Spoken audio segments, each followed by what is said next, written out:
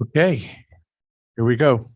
So welcome to the Board of Commissioners meeting for Deschutes County, 9 a.m. Wednesday, May 10th, 2023. First item on the agenda is Pledge of Allegiance. Please join me. Pledge allegiance to the flag, of the United States of America, to the republic for which it stands, one nation, under God, indivisible, with liberty and justice for all.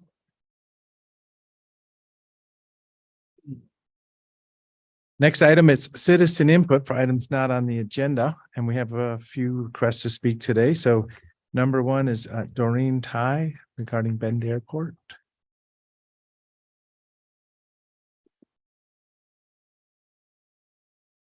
Morning, commissioners. Good morning. Cannot handle what's going on with the airport. The east side of Bend sounds and feels like a war zone. From airport you've approved to improperly grow, stealing lives and lands. Have you not conceived through the mule deer inventory in 2040 that the people who live here value our quiet and wildlife? It is wrong to kill farmland and push out residents for a toxic scourge. You have done absolutely nothing to protect citizens of this county or honor EFU and land use protection. You could have at any point participated in setting flight paths and training maneuvers. You would have seen they lowered directly over top of longtime resident homes. This handicaps and kills all life below. You could have said no and shifted the loop 200 feet off homes. Maybe you did see this and realize the intent, choosing instead to gaslight residents saying, well, that's how all flight paths are, allowing us to be tortured and poisoned. Bend Municipal Airport has one of the highest airborne lead counts in the nation. There's alternative fuel you could require. You've neither gone with safer fuel nor installed a single air monitor. And again, you gaslight me by saying there is air monitoring. When asked where, you said out past Sun River. I provided Reed Hillview, Seattle, LA, and Chicago studies which show 5-mile impact zone. Do you understand we have more air traffic than in the Reed Hillview study had? Yes, sadly you do, but shh, right? I'm so angry knowing residents who died during expansions and hearing the calling in improper places. It's more urgent to me because I'm identified in the most dangerous zone, sick all the time. Even now, I'm on antibiotics in the hospital again this week. And that's part of lead. And my home was set as a turn waypoint. You have shortened and ended lives with your inaction and greed. I'm so angry knowing residents who died during expansions and hearing the calling. Sorry, I already said that. This airport is primarily funded with public money. And before you say the FAA is primary funder, this too is public funding. Except it keeps our community beholden to FAA for 20 years every time you accept funds. Who benefits? Mostly a couple for-profit private businesses who act as tyrants. The amount of health and life squandered is represented in one of their largest clients, our community college, a college with a little over 20% retention and graduation rate, one of the worst in the nation. So aviation benefactors get lavish public funds in these publicly funded amenities and use it to destroy land use protection, and essentially wage war against residents of this community who are suffering and speak up. Who's watching or protecting human lives? Ecosystems, wildlife?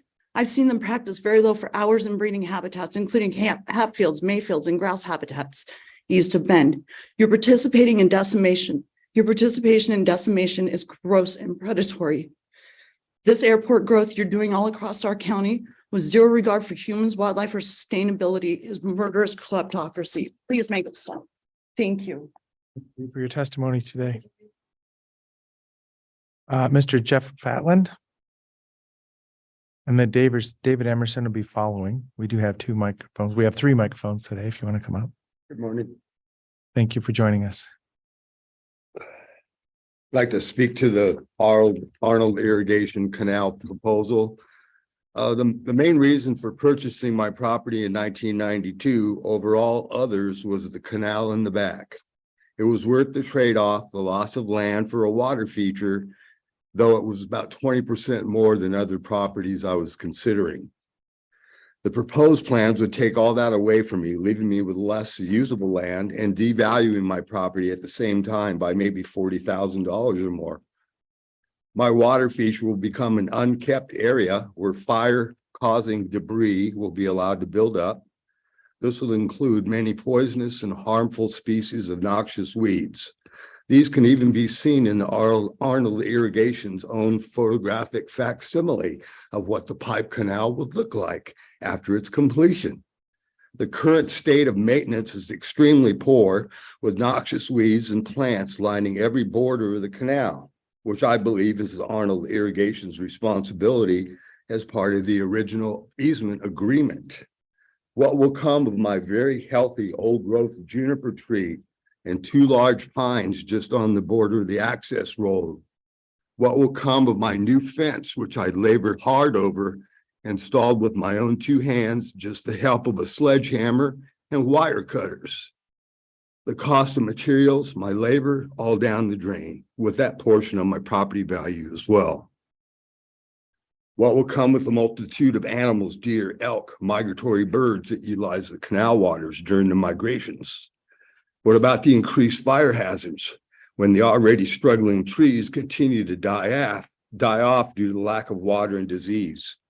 The canals give the firefighters a closer water access to firefighters, as some are likely thousands of feet from a fire hydrant. This allows properties and lives to be saved during a fire event. We also want to keep people's wells functioning, as many are starting to fail or run dry. States need to reject federal monies until some sanity is achieved with our debt and our borders. I pay $3,000 a year in property taxes for a tiny home on a half an acre with no sewer, no paved roads, and no lights, just a house full of pumice dust for the county to collect on. It's time that the people holding the whole damn thing up stop getting crapped on. Thank you very much for your testimony. Mr. David Emerson? Emerson, Zimmerman, sorry about that. And then Jerry Rudolph will be following.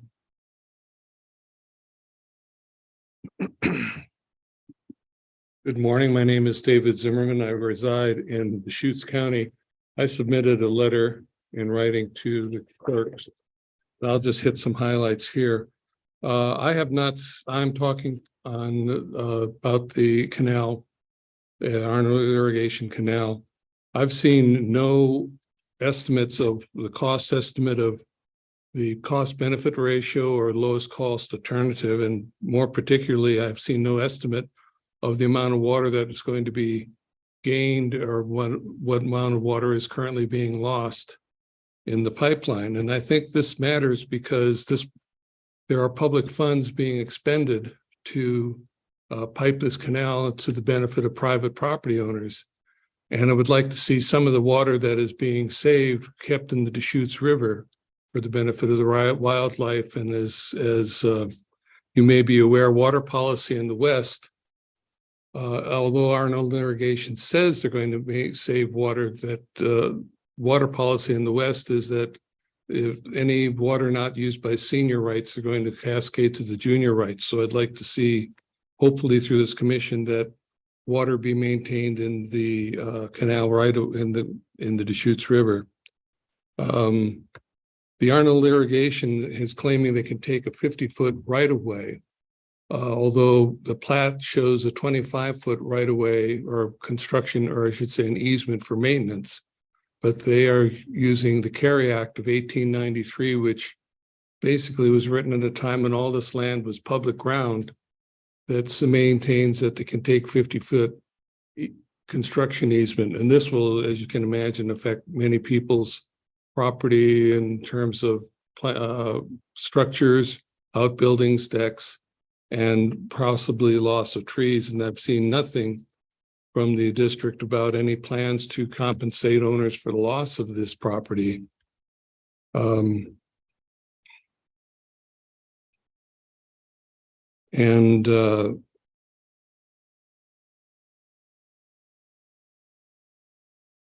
guess that was what I really wanted to mention, was that there's no plan to keep water in the Deschutes River, that there's nothing that I've seen in plans to compensate property owners for loss of property, and that they're going to seize an easement that's much larger than showing on property tax maps, which I would think that the platted map would take precedence over 130-year-old law.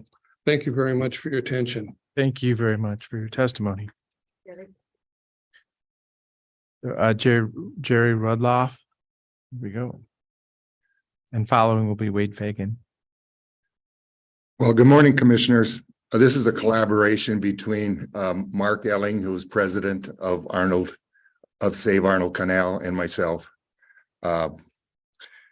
Since April of 2019, we, the Deschutes County residents who will be negatively impacted by AID's plan to pipe the Arnold Main Canal, have both opposed the plan, but also offered several other ways to reduce canal seepage. For 4 years, AID has ignored us and avoided consideration of any solution other than a pipeline. For this reason, our organization, Save Arnold Canal, and its over 200 supporters and your constituents have brought legal action against AID and the Natural Resources Conservation Service in an attempt to facilitate a fresh look at alternative solutions and a more collaborative approach to the district's water conservation strategy. We have never suggested that AID's main canal did not have a seepage problem. We have never argued against the Deschutes Basin Habitat Conservation Plan's requirements for increasing wintertime stream flow in the upper Deschutes. We have never opposed AID's plan to partner with North Unit Irrigation District to better safeguard irrigation flow to farms in Madras and retain more water in Wickiup Reservoir for increased wintertime release into the Deschutes.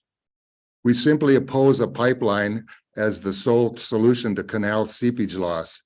It is vastly damaging and offers fewer benefits than advertised. The problems with a pipeline are many, but these remain our three main concerns. It eradicates an open source of water for wildlife and destroys both habitat and travel corridor. A complete reduction of seepage will choke off thousands of ponderosa pine that have habituated to seepage, causing stress, disease, and insect mortality. A complete reduction of seepage will negatively impact over 300 wells that depend on seepage to recharge the shallow aquifer they draw from. The benefits of piping in Arnold Main Canal are misrepresented. Unlike other districts that have been piped, AID's main canal does not offer enough gradient, only 40 feet and 9 miles of main canal, to support either a hydropower generation or pressurized irrigation delivery. The alleged long-term maintenance-free nature of a pipeline has already been shown to be untrue. Silt buildup and a recent pipeline rupture exemplify the potential for failure and point toward unknown costs of maintaining pipelines into the future. We advocate that a non-plastic membrane, concrete lining method like shotcrete be employed to reduce seepage loss from the main canal. It is already commonly used within the district. This method can be engineered to allow for an ongoing amount of seepage to reduce harm to trees and wells, and it maintains an open canal to conserve the existing water source, habitat, and travel corridor for wildlife. Shotcrete canal lining would be less invasive and damaging to on-canal properties, and costs associated with shotcrete are lower than that of piping. Thank you. Thank you, Mr. Rudloff. Wade Fagan and then Deborah Rudloff. My name is Wade Fagan and I come from the timber industry. I'm a Bend native. So I've lived through the whole spotted owl thing, and I hate protesting or seeing protests happen for different agendas, you might say. Sorry, I'm not a great speaker. But I hate it when I might post something or talk to somebody about the stopping of the piping of the canals, and they say, you know, these people are just grasping at straws because they're trying to save their backyard, or they just don't like piping, or whatever the reason. But I recently, a couple of years ago, passed my well drilling certificate, and my brother owns a well drilling company. And I think a lot of things people haven't thought about is, you know, the true benefit of piping this and not thinking about the aquifers they're being fed. and have been fed for the past 100 years. So we don't even know at what level those aquifers should be or how they will be lowered when we do pipe this canal. And on the other hand, we've got Redmond applying for permits to expand their wells down there in case of a Cascadia effect. And if we have a Cascadia effect, let alone just the growth we're going to have, we are not making any more reservoirs. We're having water troubles, and that aquifer, that canal is feeding our aquifer, which is the most economically efficient and environmentally sound way of storing water. That I just don't think people have thought about. And, you know, you try to think about, okay, what's being wasted, you know, that we're wasting water and the fish aren't going to survive in the Deschutes River, and we need to enhance fish wildlife. We have done a lot in the past 20, 30 years to enhance fish wildlife. We have magazines out there that says Deschutes River has some of the best fishing in the world.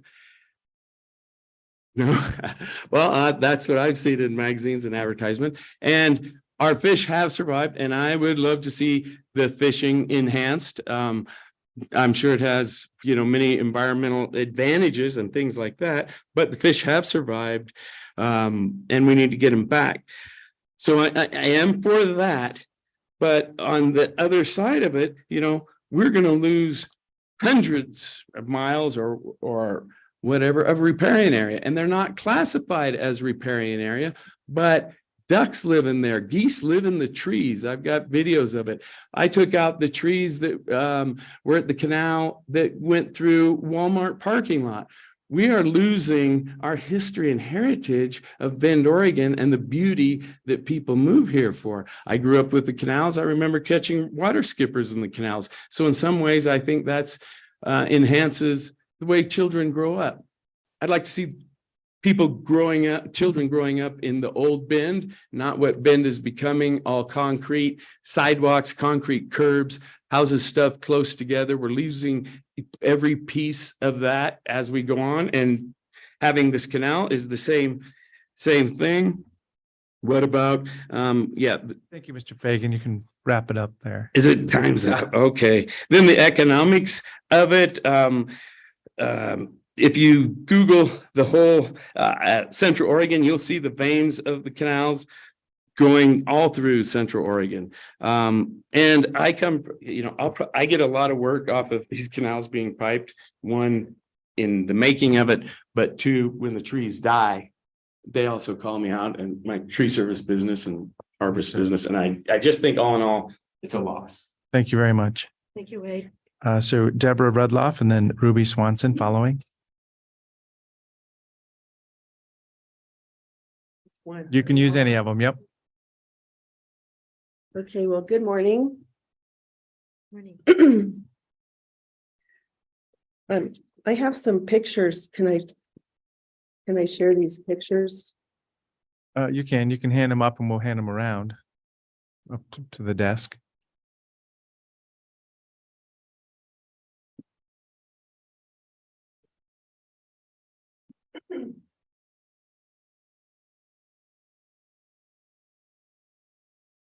Okay.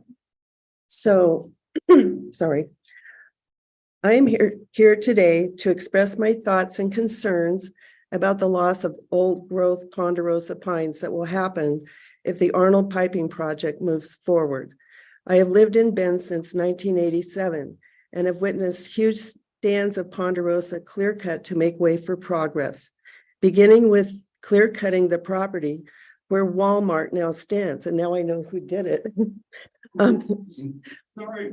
And watching the project sit idle for 10 years before the construction began. Excuse me. More recently, trees are lost to overcrowded new subdivisions that lack any front or backyards and are displacing migration routes of deer and other wildlife. Recently, the city of Bend is recognizing the value of large trees. I hope the county commissioners also realize the value of preserving large trees for their carbon storage, shade canopy, and wildlife habitat. Almost all of Arnold Canal flows through private lands outside the city limits. The main canal is 9 miles long and flows through Deschutes River Woods, Woodside Ranch, and then through small acreages in the Tecampe Road, Arnold Market Road area, and ends near Horse Butte. I am not an engineer, but it perplexes me as to why they are starting phase 1 at Horse Butte, the farthest from the river. Even though this proposed piping project is a subject of ongoing litigation, Arnold Irrigation is proceeding as if there is no litigation happening. In early March, we returned from being out of town to seeing that all of our trees that are nearest the canal had been defaced with pink spray paint to mark them for destruction. They are all over 21 inches in diameter and some much, much larger.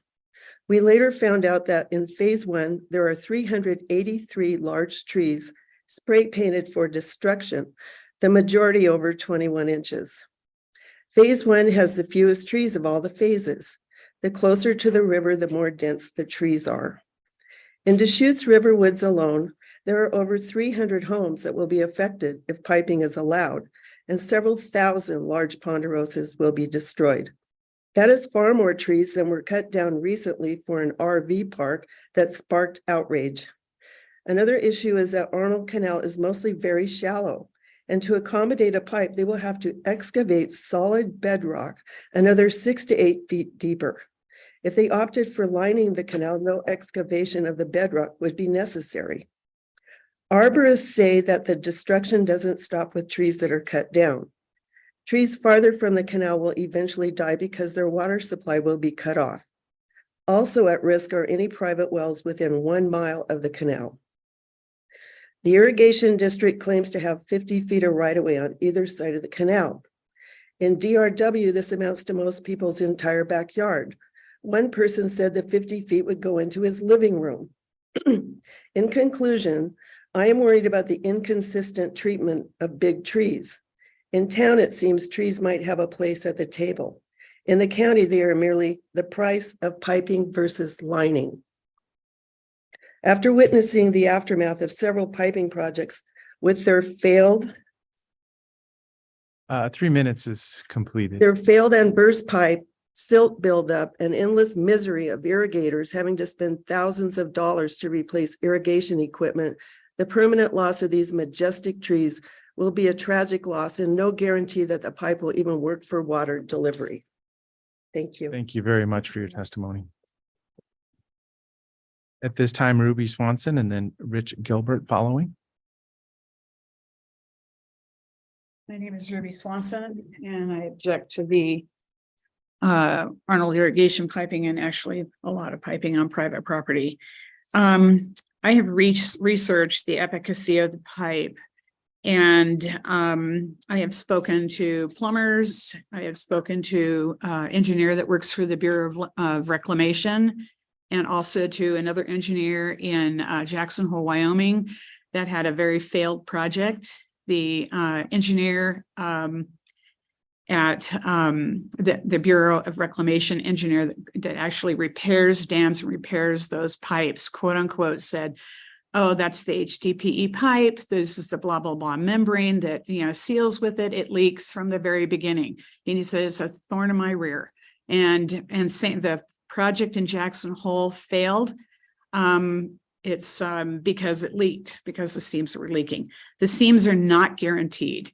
The pipe itself is only guaranteed for 50 years, along with other alternatives like the shotcrete or the BTL liner, anything like that.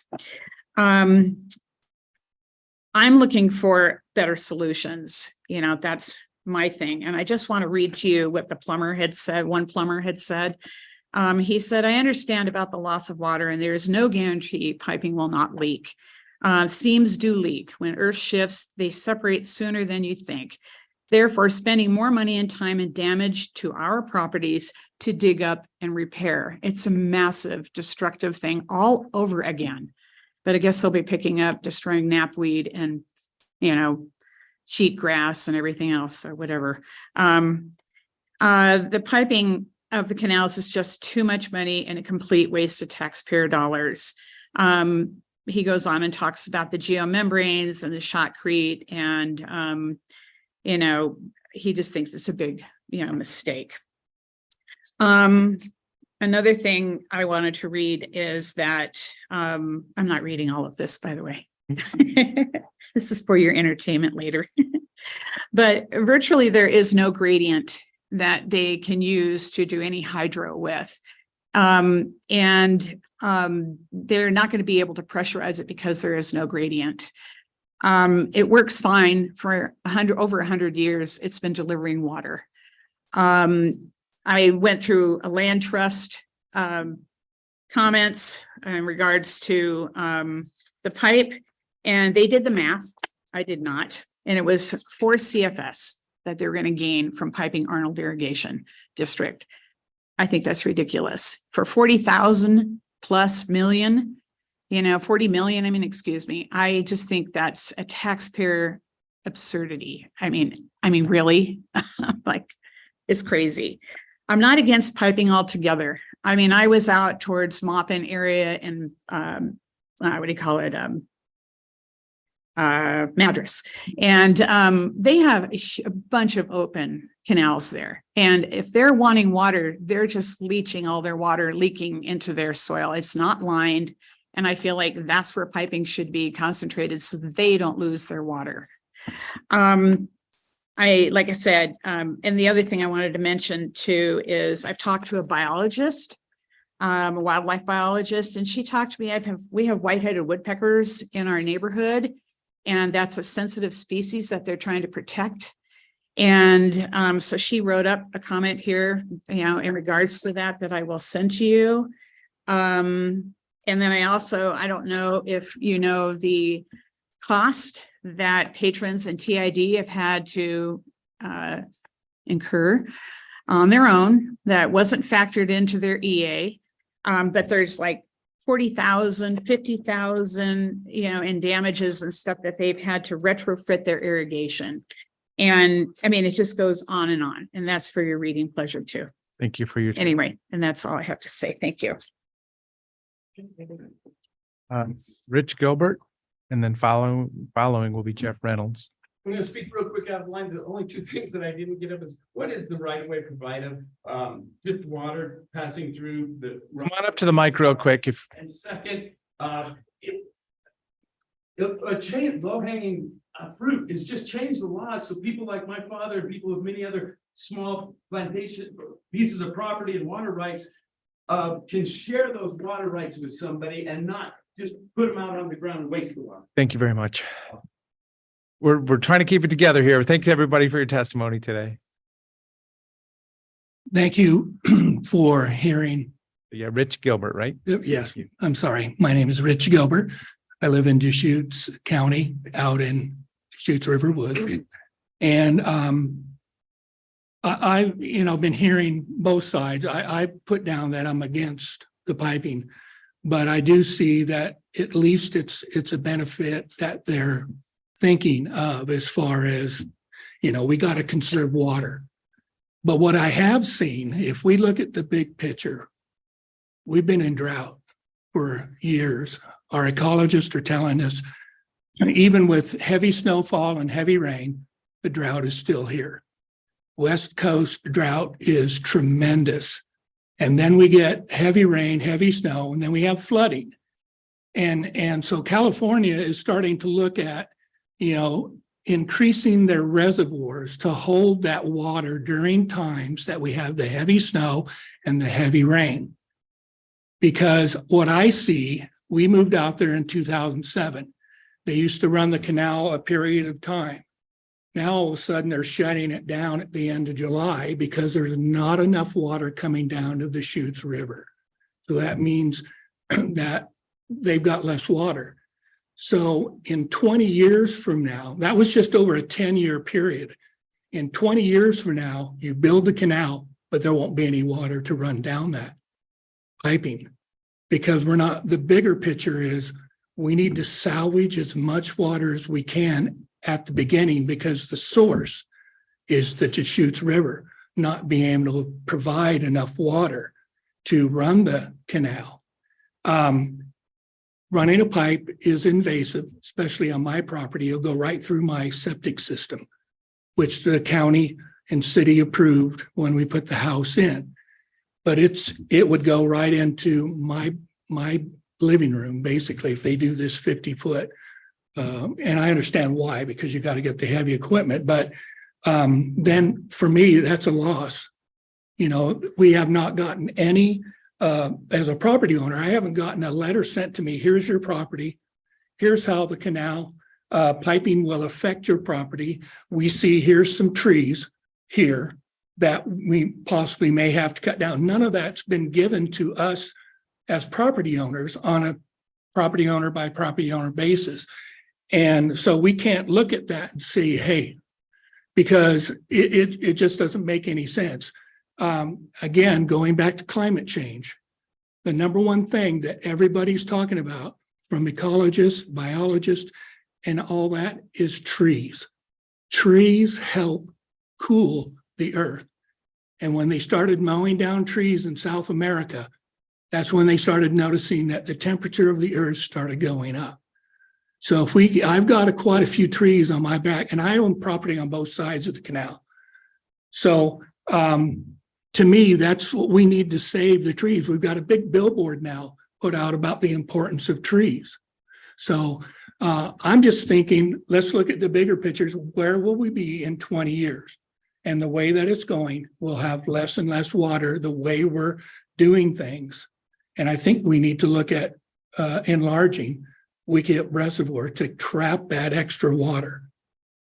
Thank you very much. Thank you. Thank you, Rich. So Jeff Reynolds and then Doug Eldred after that.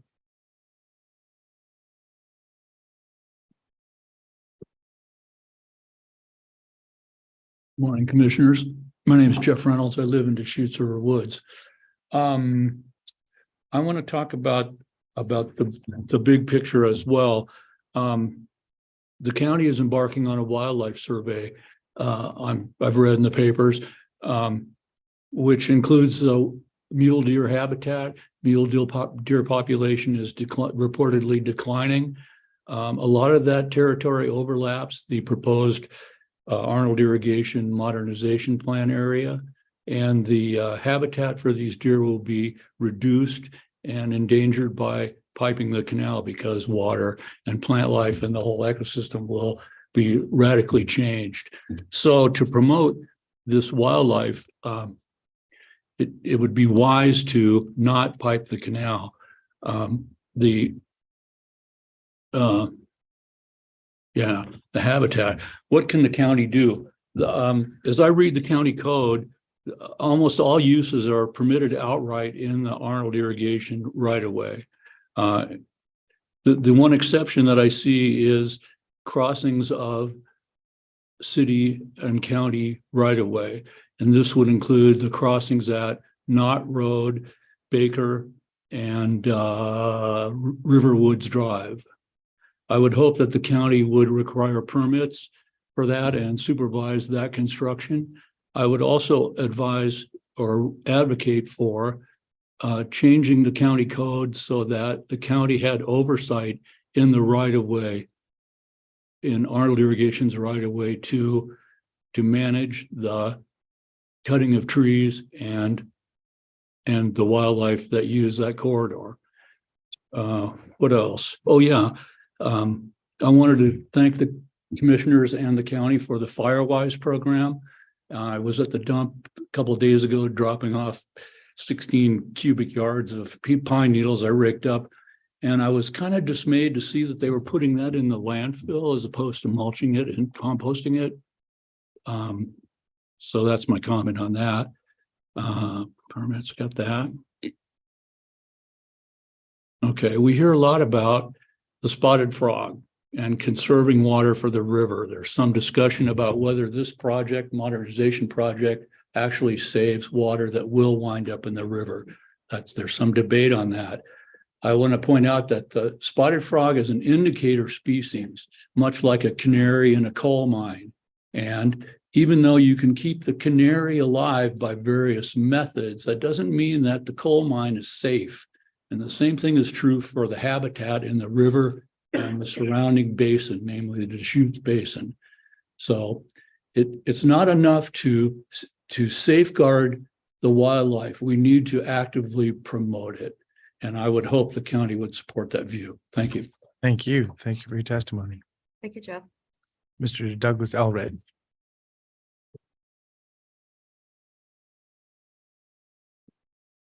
Good morning, Commissioners. I'm Douglas Elder. I live in Deschutes River Woods on the canal, and I'm opposed to the canal for a lot of reasons that everyone else has said here.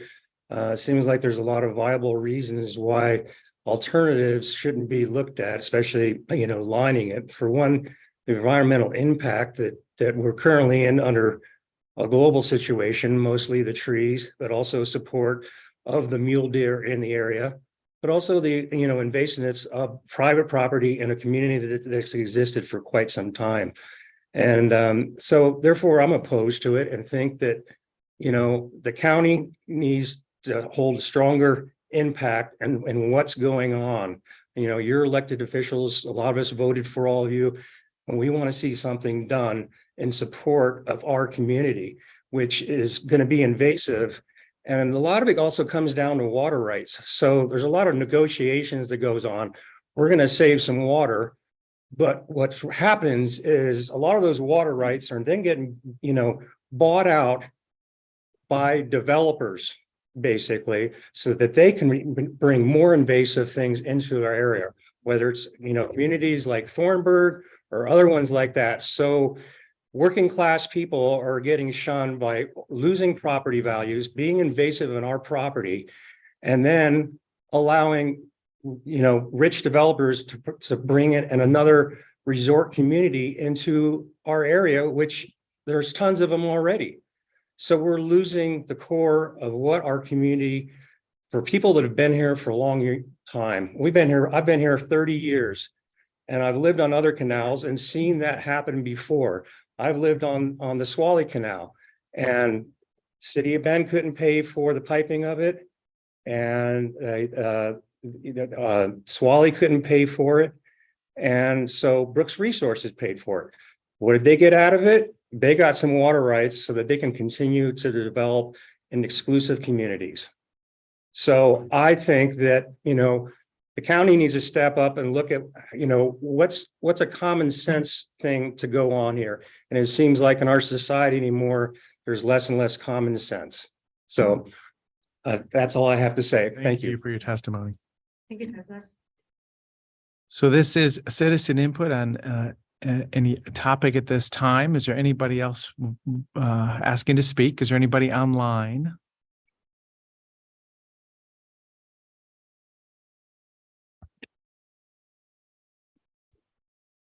Here we have somebody online.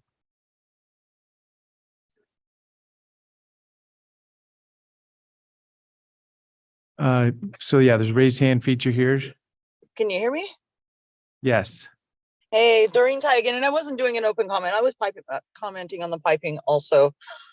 Yeah, I am with the comments that have been said. It is just, it's a long-term cost that will continue costing, and we lose more wildlife. And as in my earlier comment, we are losing a lot of wildlife. We need to start doing things a little more sustainable. I mean, we're ripping out junipers, hoping that'll raise the water table. We're going to pipe canals. We're going to rip out trees. Like, this has to stop. We need to start looking at future sustainability. And what's happening in our county is I want to thank you for your testimony, but you're sneaking in a second time today, and I just want to keep a little bit of process here. Let's just stop it here, but I understand what you're able to, what your position is. So I do apologize, but yeah, you're in the room, and that's tricky, being able to go online right after you're in the room. So is there anybody else for testimony? Haven't seen that before. You hear? Okay. Alexandra.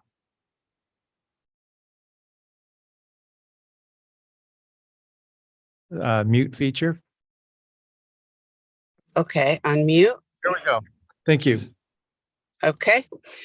Hi, I am somewhat new to the DRW neighborhood, and I am concerned about the piping. I lived 5 years in a polished development home community, and I listened to construction and trees being destroyed and lots of construction for 5 years. And I moved out to DRW for some peace and quiet. And shortly after I bought the home, the neighbors told me that this piping was, getting planned for the canal.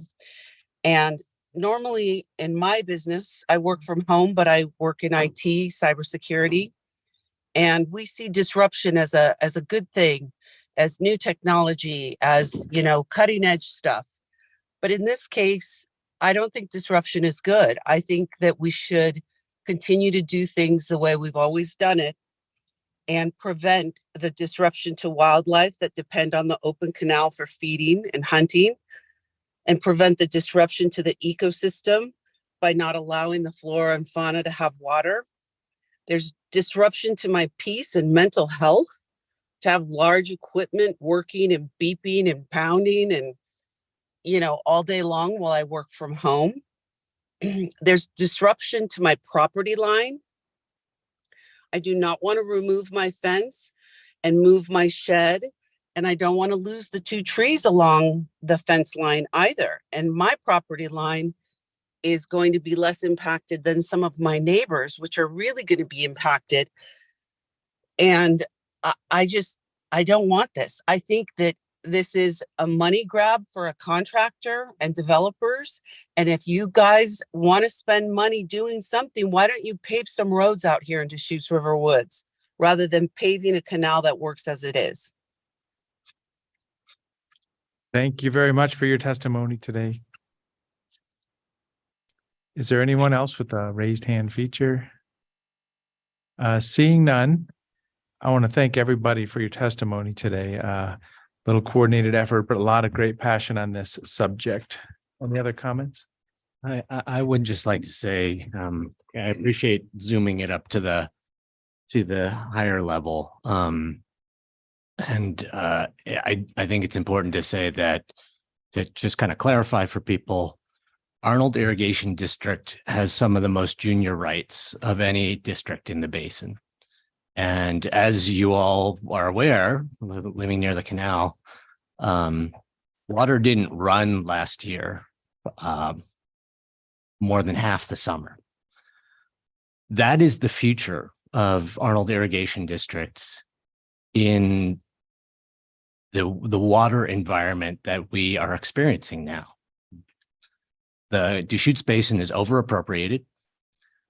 We are experiencing climate change driven drought. Wickiup is plenty big enough for the water that's been coming in because, it hasn't filled in the last 5 years. So, I mean, you could talk about expanding it to catch like the extra water, but there hasn't been any extra water.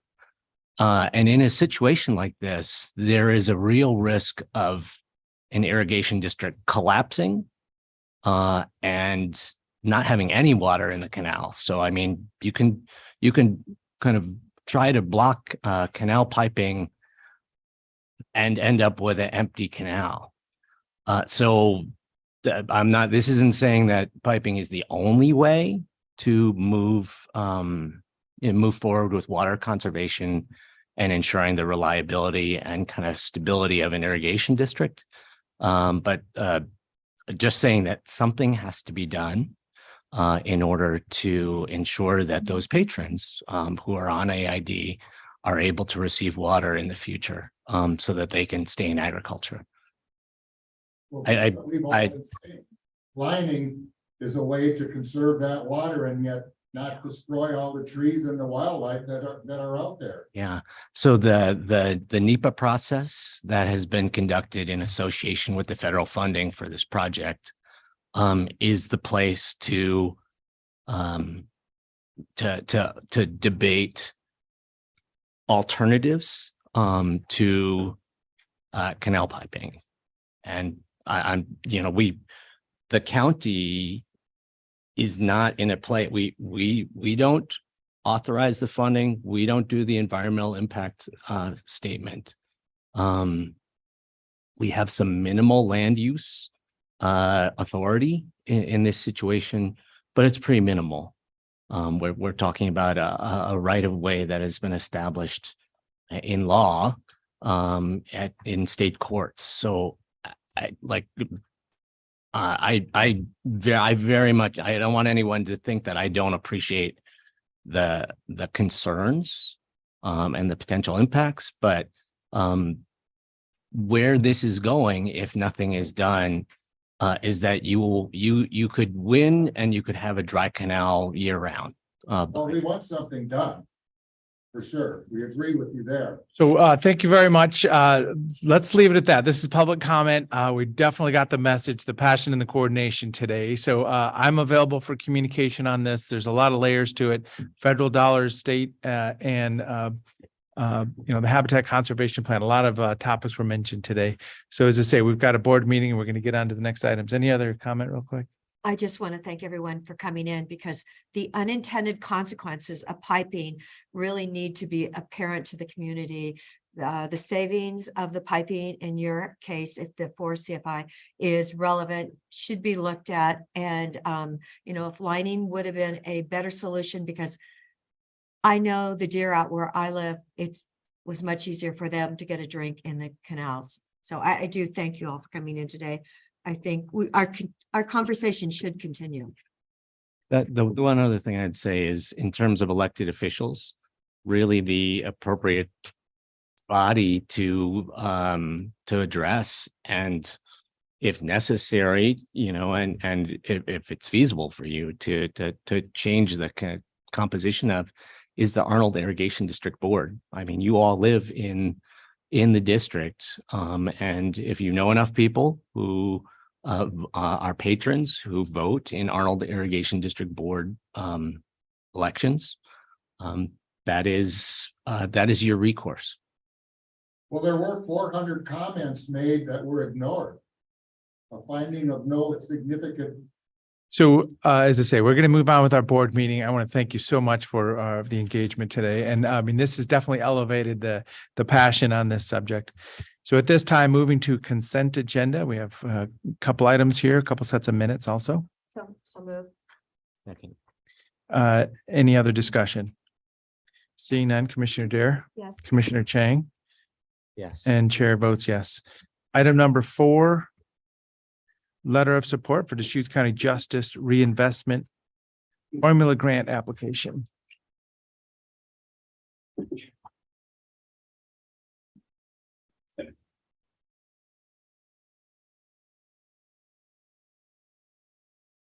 Good morning, Commissioners. My name is Trevor Stevens. I'm the Business Manager for the Community Justice Department. This is Tanner Work, our Deputy Director for Adult Parole and Probation. And we are here today asking for a letter of support for the Justice Reinvestment Grant for the 23-25 biennium. And so Deschutes County has received these funds since the 13 and 15 biennium, and it was kind of created out of House Bill 3194. The main goals of that House bill were really looking at prison bed reduction and looking at how to safely do that in a manner that kind of reduces recidivism, but also while holding offenders accountable and making sure that we are ensuring public safety while doing that. So over the past couple of years, we've designed programs to really help kind of focus on those issues. And so we are asking for your support and a letter of support just to apply for formula grant funding to continue this process. So the formula grant this year is kind of broken up differently than it has been in previous years. This year, it's literally just the preliminary grant that we're asking for right now. There'll be a second funding phase that'll include the victim services pieces that you guys have heard about, supplemental funding, and then competitive funding that we'll bring back at that time. So for this part, we're just seeking a letter of support for the preliminary grant application, which is really that downward departure program that directly impacts the adult parole and probation in our conjunction with the DA's office to really focus on those short-term trans leave individuals, those downward departures, and there's alternative to incarceration program that we have, really providing supervision, resources, to really focus on safely supervising those individuals in the community, making sure they have the resources they need, and that we are able to help kind of reduce recidivism and reduce prison bed usage. So I'm available to answer any questions you guys have on that, and I appreciate your support. So this is for the next biennium Yes. coming up. Legislature's going to allocate formula funds. So we don't know exactly what it is. I see it talks about in the past, it added up to about $1.5 million.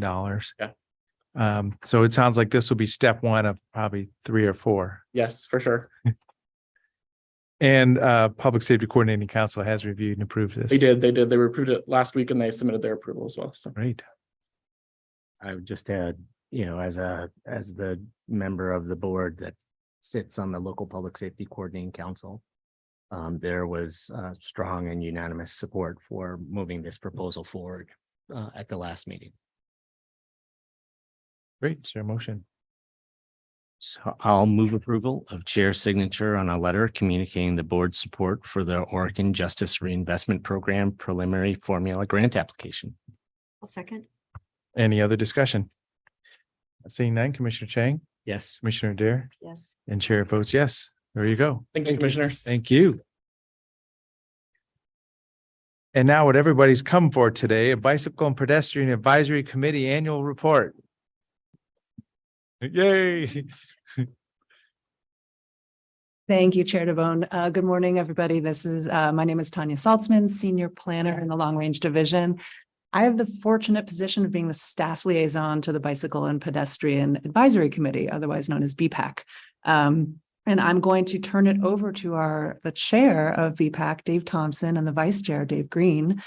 Dave Squared. They're going to present their annual report as well as the Safe Sidewalk Awards for this year. And I believe some of the recipients are here today, and we might ask for a photo op if that's okay with everybody. And it's a wonderful committee and they do great work. And I'm just very pleased to announce their annual report. So I'll turn it over to Dave and Dave.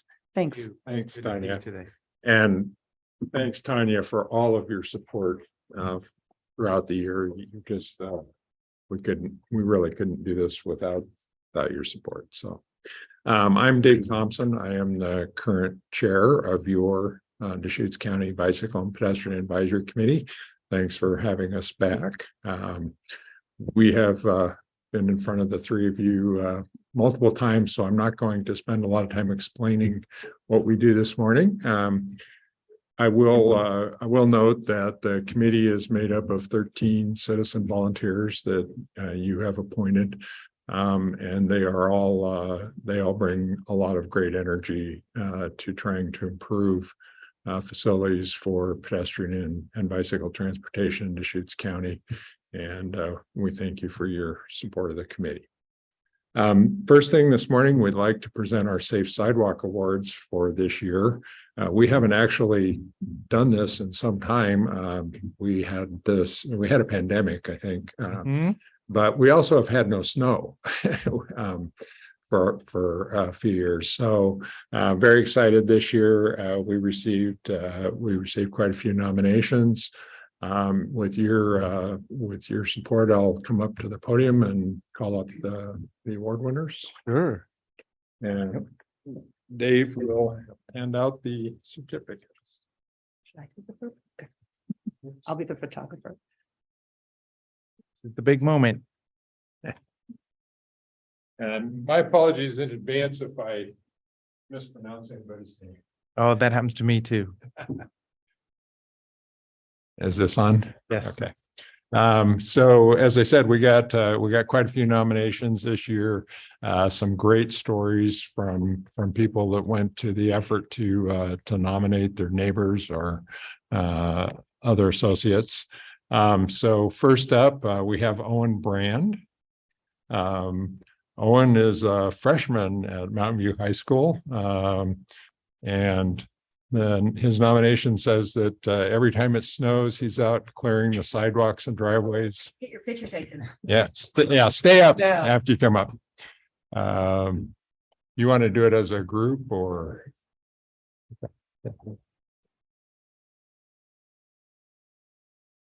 Guys are just winning everything, golf and everything. It's amazing.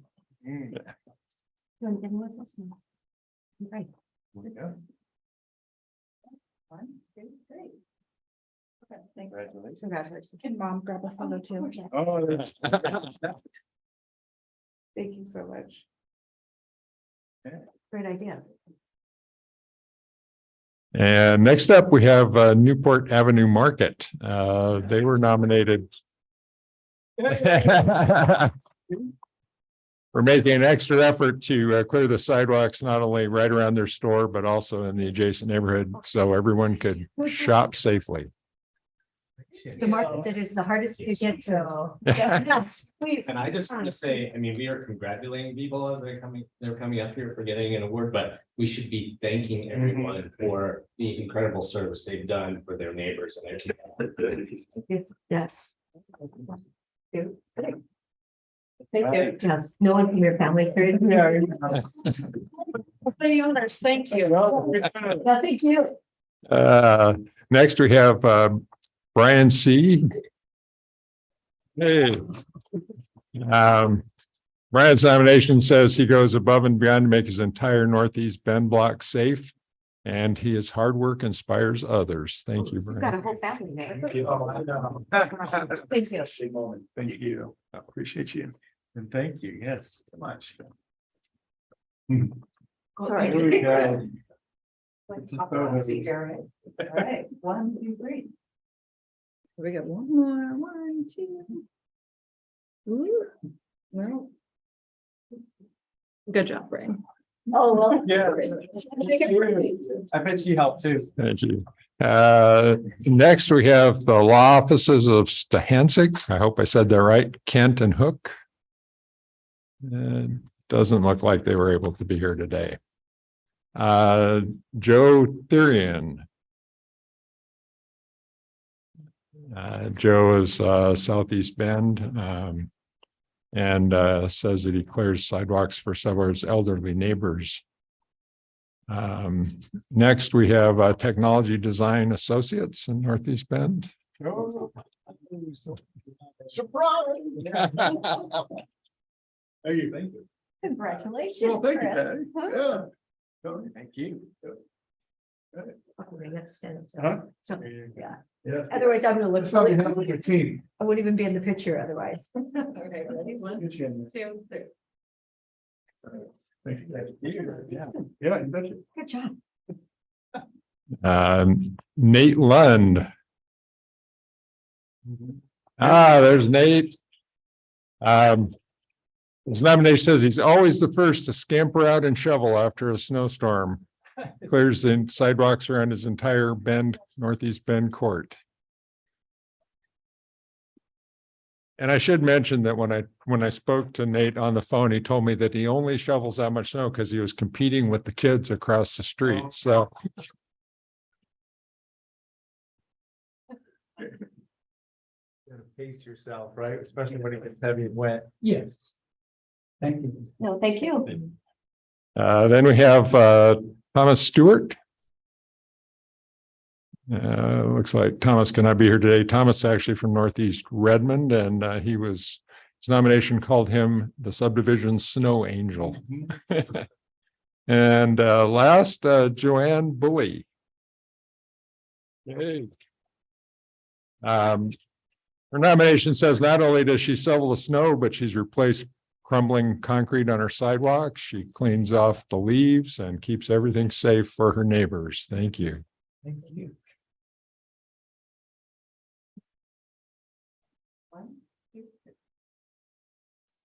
Hey. And I hope And that- all of you are done with your duty for the. Yes, maybe. It's a little bit of sweet in.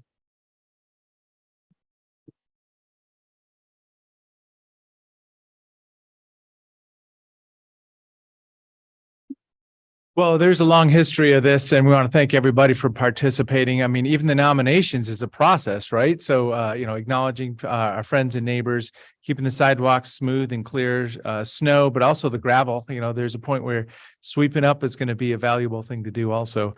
The other thing you see is electric bicycles and other devices. I mean, you see the single wheel devices now and scooters. It's just amazing what we see going up and down the streets.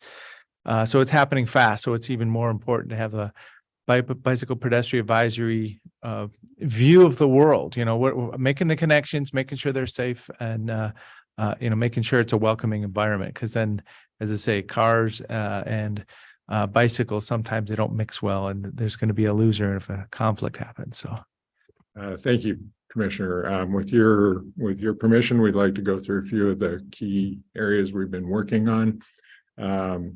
I would like to comment on the sidewalk awards. The sidewalks are only part of our transportation system that we rely on our neighbors to maintain for us. Every other part of the transportation system is funded through public funds. Sidewalks are unique, so we need all the help we can get keeping them safe. So we're going to go through briefly a few of the key topics that the committee's been working on.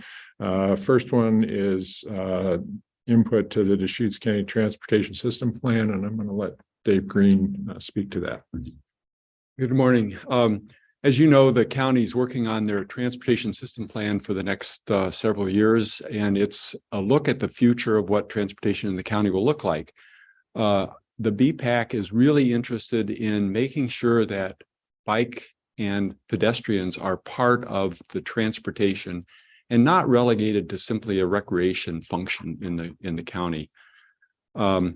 We've been working for the last 2 years with the county staff on this plan, and we've proposed language that will help incorporate bicycles and pedestrian transportation as part of that transportation network by in part separating bikes and pedestrians from vehicle traffic to make it safer, to improve crossings so that intersections, which are the most dangerous part of our transportation system for people outside of cars, are safer, and to make those routes direct so that that people can get to where they need to be getting.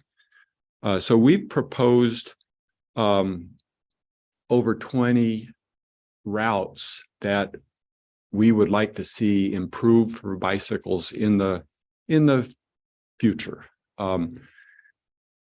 Primarily, we built a network from Lapine to Bend, Bend to Sisters, Sisters to Redmond, and Redmond back to Bend, and then offshoots of that transportation system to get to other important spots like the state parks, to the other recreation areas, and to other important places that people would like to get to.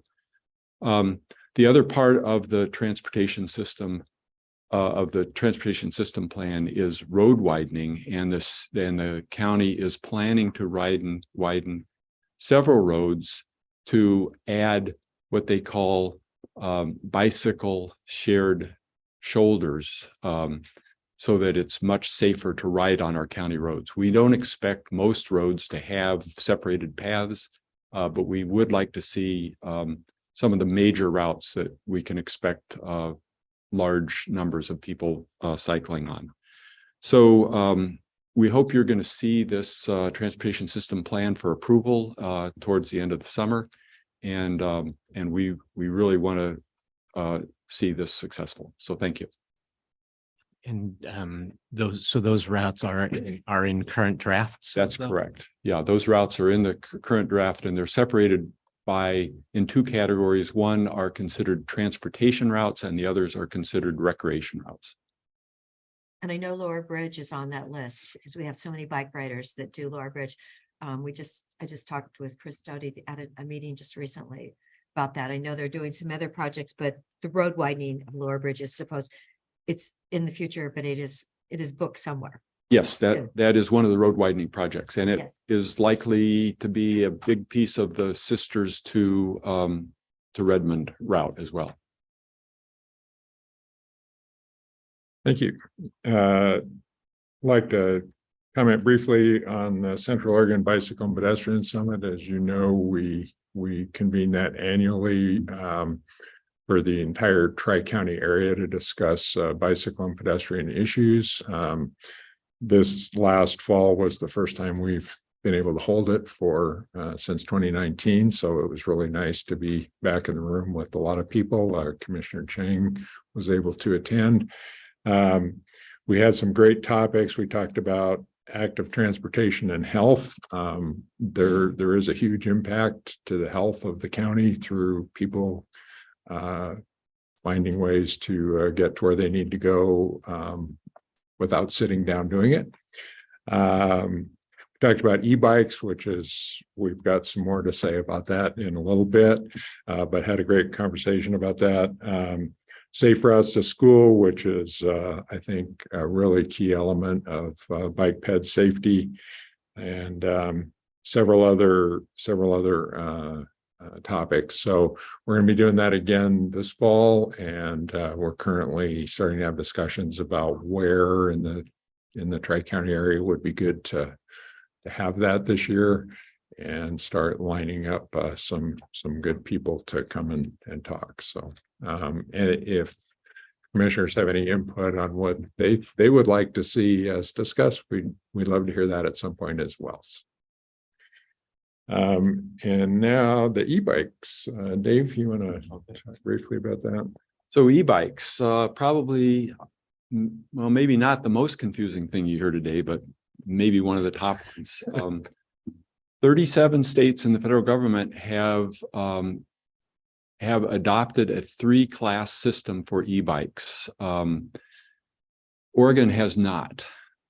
In Oregon, e-bikes are allowed on any of our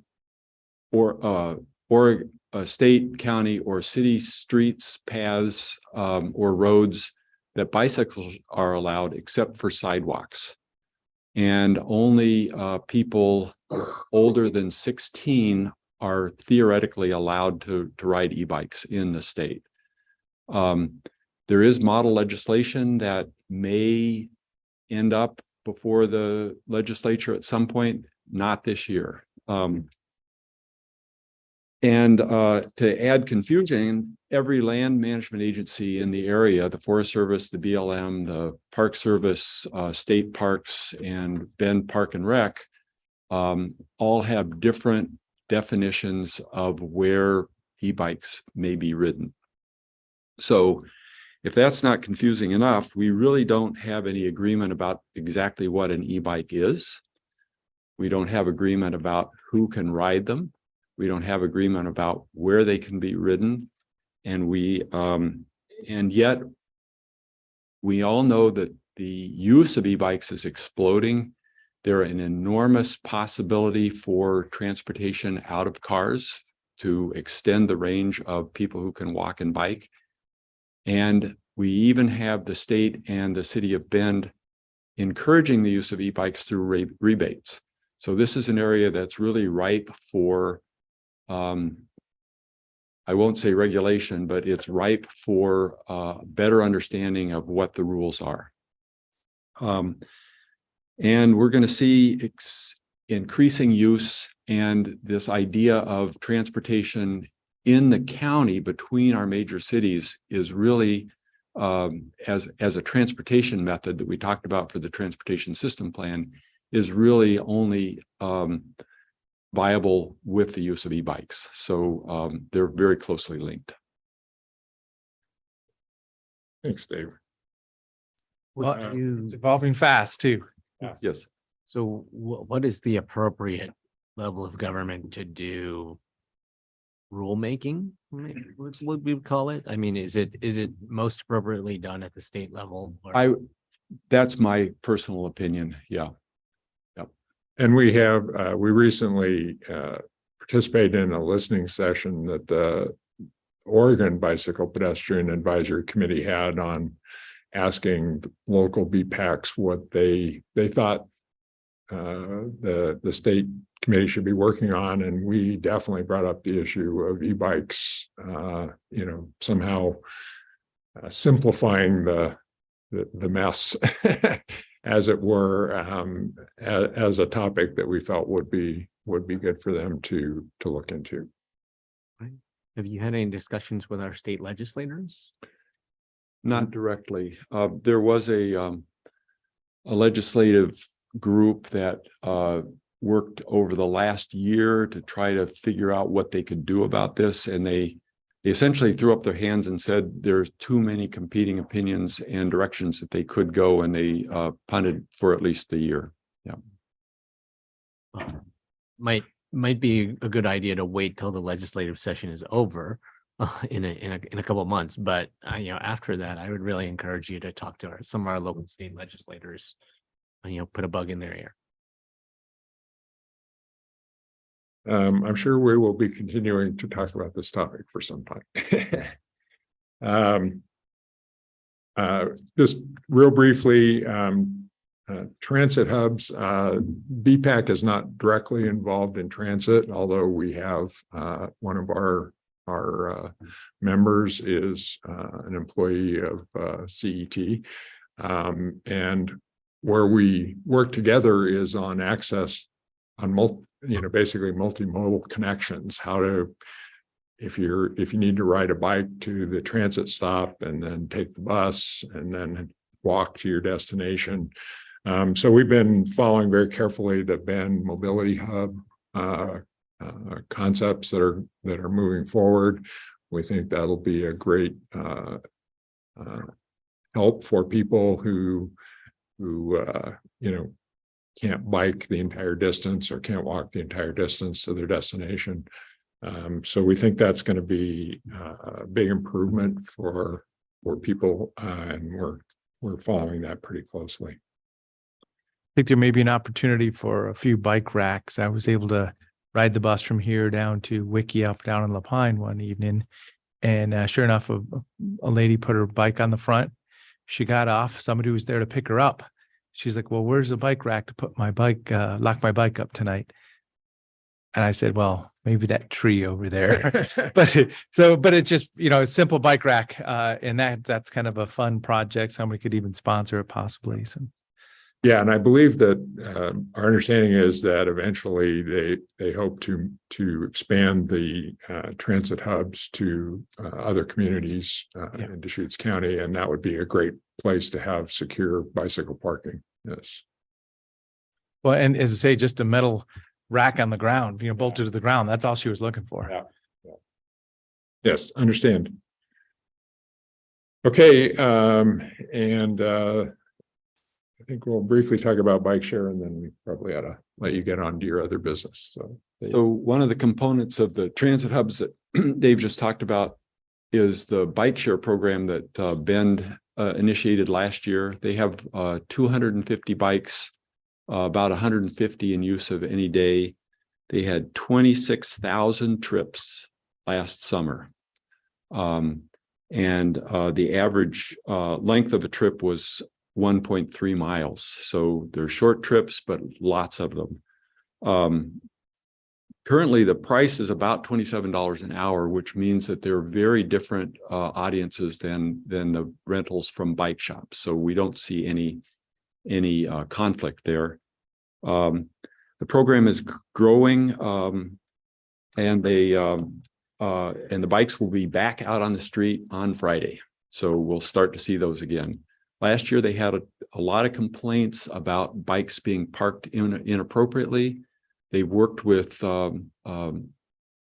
businesses and property owners to find better places to park those bikes, and they are going to be offering credits to people who ride the shared bikes and park them in the right places. So they're moving on that.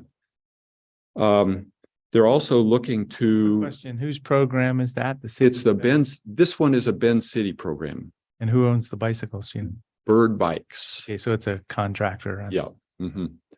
Thank you. And they are working towards building these mobility hubs next to affordable housing, because the use of the shared bikes may be really appropriate for people in those housing units. And for the future, Redmond is currently talking with the same company, Bird Bikes, about an e-scooter program in the future. So we can only see this sort of program growing as we move forward. Thanks. So in our document, we also covered some of the projects that ODOT's currently working on. That's mostly from a perspective of, hey, good things are happening.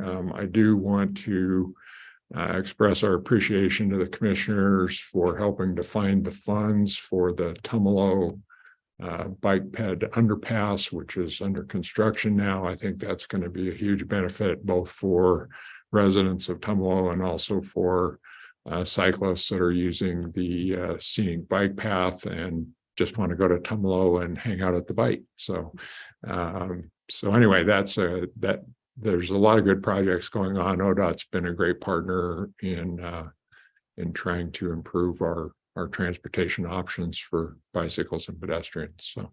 Well, that's a big project, getting the underpass under an active highway, shutting down each side, and that's a big one.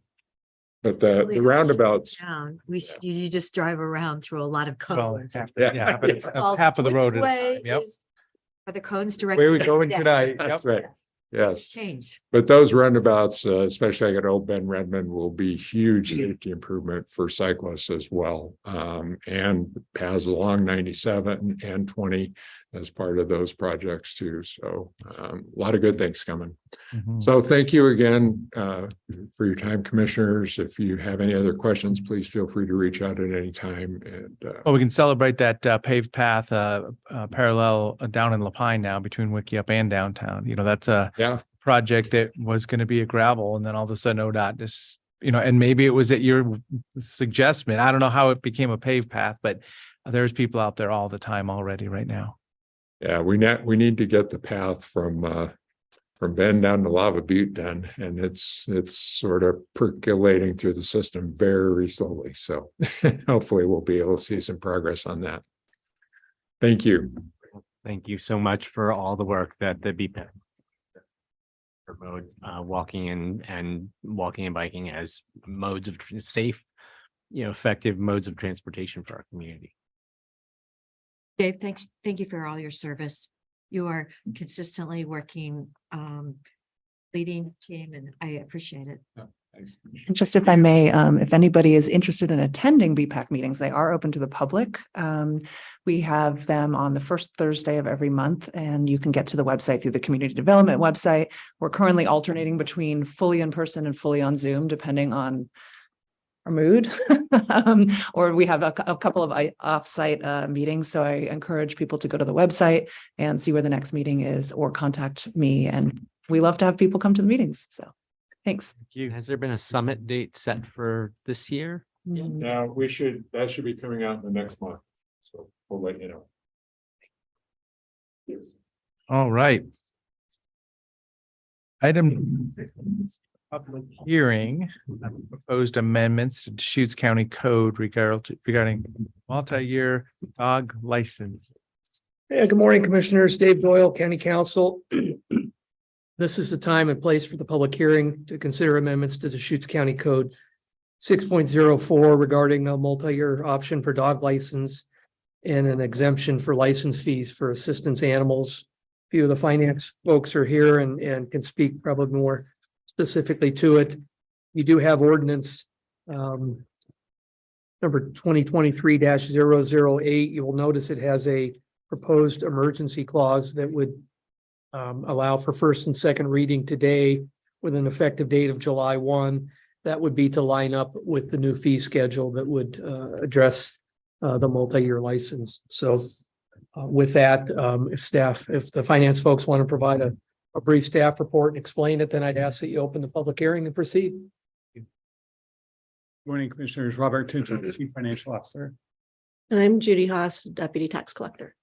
So in summary, there's, as David Doyle mentioned, we're in preparation for the county's process for considering fee increases for the new fiscal year. One of the items we heard related to dog licenses from the community is they would really like multi-year options to be able to pay for a dog license for 1 year, 2 or 3 years. When we looked at our comparable counties, they offered that. However, when we looked at our code only specifically addresses a 1-year option. So for your consideration today and in this public hearing, that's one of the main reasons we are updating the code. Secondarily, we are also updating the definition of a service animal to align with current language. Our language is really outdated in the references. And so we currently have an exemption for service animals, but we're just updating the definition. And finally, minor language changes for gender neutral language. So those are the changes proposed in the code for today. Great, thank you very much. Well, with that introduction, we'll open a public hearing on the matter. So this is for ordinance number 2023-008. Is there anybody in the room to testify on this matter? Is there anybody online? Seeing none. So we didn't bring in the crowds for this one. We'll acknowledge that this has been the public hearing on the matter, and we'll close the public hearing and deliberation and possible motion. Any thoughts? Will make sense to me. Okay. Definitely. So I'll just acknowledge the, emergency, declaring an emergency is for bookkeeping purposes, getting ready for the next fiscal year. So a 90-day window would be a natural, point without an emergency. So we're just declaring an emergency, and I do support effective date of July 1st is how I would like to have that read for that purpose. So with that, no more public hearings closed and deliberations if there's a motion. For the motions, can I move first and second reading at the same time? Okay. Yes. Move first and second reading by title only of ordinance 2023-008, an ordinance amending title 6.04 of the Deschutes County Code and declaring an emergency. I'll second. Any other discussion? Seeing none, Commissioner Chang, Yes. Commissioner Dare, Yes. and Chair votes yes. So this will be the first reading of ordinance number 2023-008, an ordinance amending title 6.04 dog licenses of the Deschutes County Code and adoption by emergency declaration. This was second reading, ordinance number 2023-008, an ordinance amending title 6.04 dog licenses of the Deschutes County Code and emergency adoption. Is there a motion for adoption? I move adoption of the ordinance number 2023-008. Effective date of July 1st. Yes. We've declared an emergency. An ordinance amending title number 6.04 of the Deschutes County Code. Second. Any other discussion?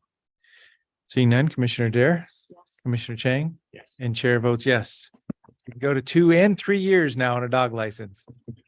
Thank you. Thank you. My dog only survives that long. Oh, we got one that'll be around for a while. Item number 7, intergovernmental agreement with the U.S. Forest Service to fund the Oregon Living with Fire program. Welcome. Thank you.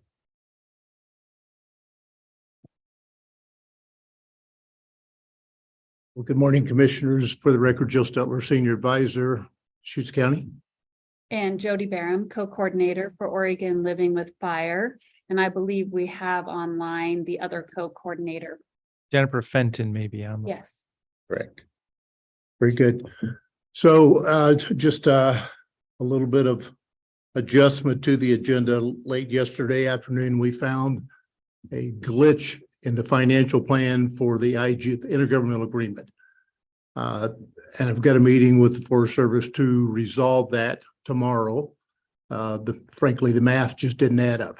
And so thanks to Brenda, we moved it to the 17th. We'll be doing that. So defer.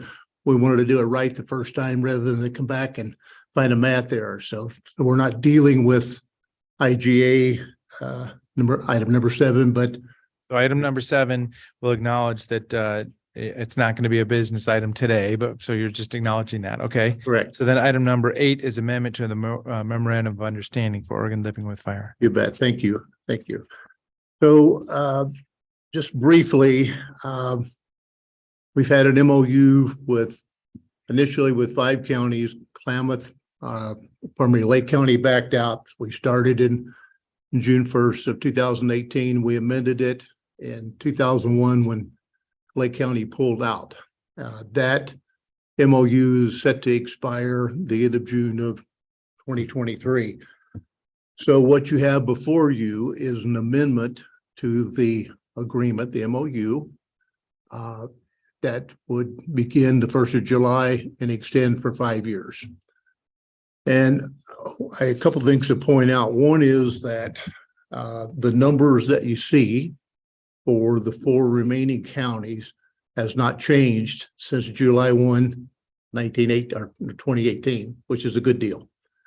And those numbers will remain static for the remaining 5 years. And in part, the reason they remain static, the Forest Service has significantly increased their contribution, essentially doubled their contribution to Oregon Living with Fire program. And we also are working with NRCS, National Resource Conservation Service, for additional contributions to Oregon Living with Fire, which is, a plus for the program.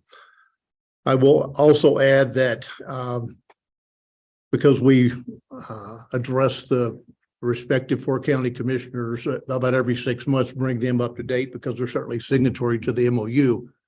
Both Crook and Jefferson County have already assigned and approved the MOU.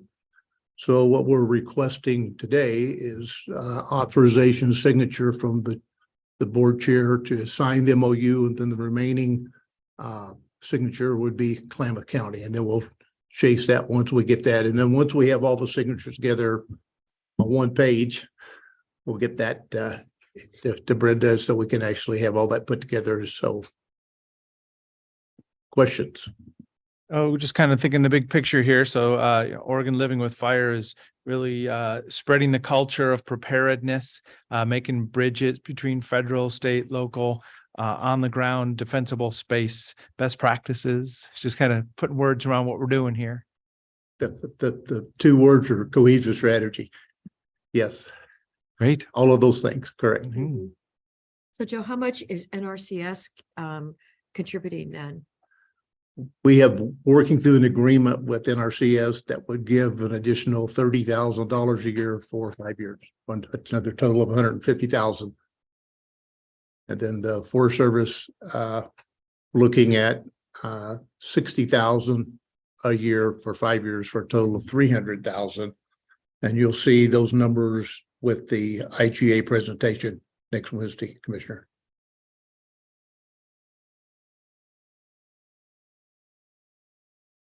So, and I've been able to participate as an active member in the meetings. It's kind of seasonal. I know that, during fire season, it's time to acknowledge and respond off the burning fire season, which we say it's a fire year now, though. But it's really to look for optimal choices, grants, policy advocacy year round in this fire domain.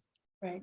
And we think that we bring a lot of value, particularly Jen, on the grant writing side of things. As you know, we were recently awarded $500,000 just for Deschutes County from the Oregon State Fire Marshal's Office, among other grants. We'll be putting out a press release for all of Central Oregon, but specific to Deschutes County. We feel that the return on investment for what the commission authorizes for the program is pretty large. And certainly appreciate having you on our steering committee. Thank you, Commissioner, and staying engaged, implementing the cohesive strategy. And as we know, learning to live with fire. Even though we've had a wet spring, we know that things are going to dry out and that our communities are safer because of prescribed fire, because of the mitigation efforts that we all promote. So thank you, all 3 of you, for your support in the efforts in the Tri-County region. Who's going to be responsible for the distribution of that 500,000? Where does that go? Good, great question. So we got the information sometime last week. What we're waiting on now is an agreement from the State Fire Marshal between the State Fire Marshal and Deschutes County. Once I see the terms of the agreement, then we'll obviously run through the process for that. And at that point, what's important to understand is that it's termed a grant, but it is indeed an award. So we'll get $500,000 just for 3 years. So then we'll be working with the Natural Resources Program based on what that agreement looks like and how we do that. As I understand it, we have 3 years to spend the money, but if we do it in 1 year or 2 years, then that's okay too. And so we're looking at conceptually with the application about $100,000 a year for what we call sweat equity. Someone does the work, we pick it up, make it go away. We've got $75,000 or $25,000 a year for underserved seniors, people that simply can't do it. And then the other 75 would be, I think it's 50, 25 a year that we would then use that to leverage other grant opportunities. For example, Deschutes Rural Fire District 2 gives grant opportunities. We could use that to leverage. And then, something that Commissioner Chang brought to our attention a few days ago with the Heart of Oregon, the Youth Conservation Corps.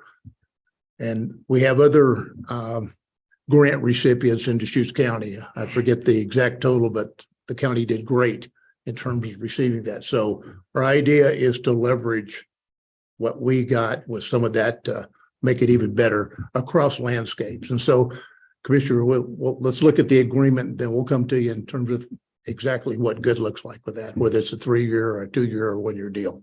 And I want to add that we also, as part of that grant, have $50,000 for grant administration as well. So it's not, we built in that funding to help pay for administering the grant. So that won't come out of the county budget or time. Jody, is that grant, I was looking at the list, I think it was last week, and I printed it out, and there was like 150,000 going to Deschutes River Woods. Yes. Okay. Yep. So they had applied separately. And And so who did that application? Because I was told there really wasn't a group there. so that was Gregory Bryant. And I know he attends the Project Wildfire meetings. He heads up their Firewise work. I was actually working in the spreadsheet yesterday of all the local grants and what we'll be sending out in a press release for the Tri-County area and the northern part of Klamath County. Central Oregon received $1.9 million total when you look at the list. And so Deschutes River Woods was one of those. I believe they were close to, if not fully funded on their ask. And so that was great to hear. And we can certainly provide more detail of what we know of the various projects if you're interested. Okay, well, I thought that was outstanding, 1.9 million. Yeah. But I was just wondering because, yes, my dear friends that had just moved there and they just spent, what is it? Almost $6,000 on cleaning up around their property. Yeah, and I know that what they had proposed for that grant, one of the projects is to bring in some of the large bins to pay for debris removal, that people will have a central location to put yard debris and have it hauled away. They're also looking at a portion of their funding to help some of the underserved, more vulnerable population within Deschutes River Woods, folks that can't physically do the work. And so a few different projects that they had on their list. So hopefully they can assist your friends who just moved in there as well. But I can put you in contact with Gregory if you'd like. That'd be great. I could pass it on. Okay, Yeah. fantastic. Now, if only there was sufficient capacity at our composting operation to receive all that material. Right, right. Biomass in Prineville Yes. and Mount Bachelor. And don't forget Mayor Richter's pelletizing machine. There we go. I just emailed him this morning, he can do a ton of juniper pellets an hour with his machine. So I'm like, is this ready to go? Because we definitely have the need. Fantastic. And we know you're also partnering with Crick County and the Prineville Renewable Energy Project, and they may be able to someday, once they're off the ground, again, looking at those alternative ways to utilize our heavy fuels here, some of those smaller diameter neighborhood things. I agree with you, Commissioner Chang, something beyond the compost capacity at not landfill. We're certainly, and we're involved in that. And that's part of what your contribution to Oregon Living with Fire helps support, is that coordination with facilities that might be able to process that in the future. Yeah, because right now there's a whole lot of material that's going straight into landfill. Yes, yes. Which is also a big concern for the county right now. Yep, absolutely.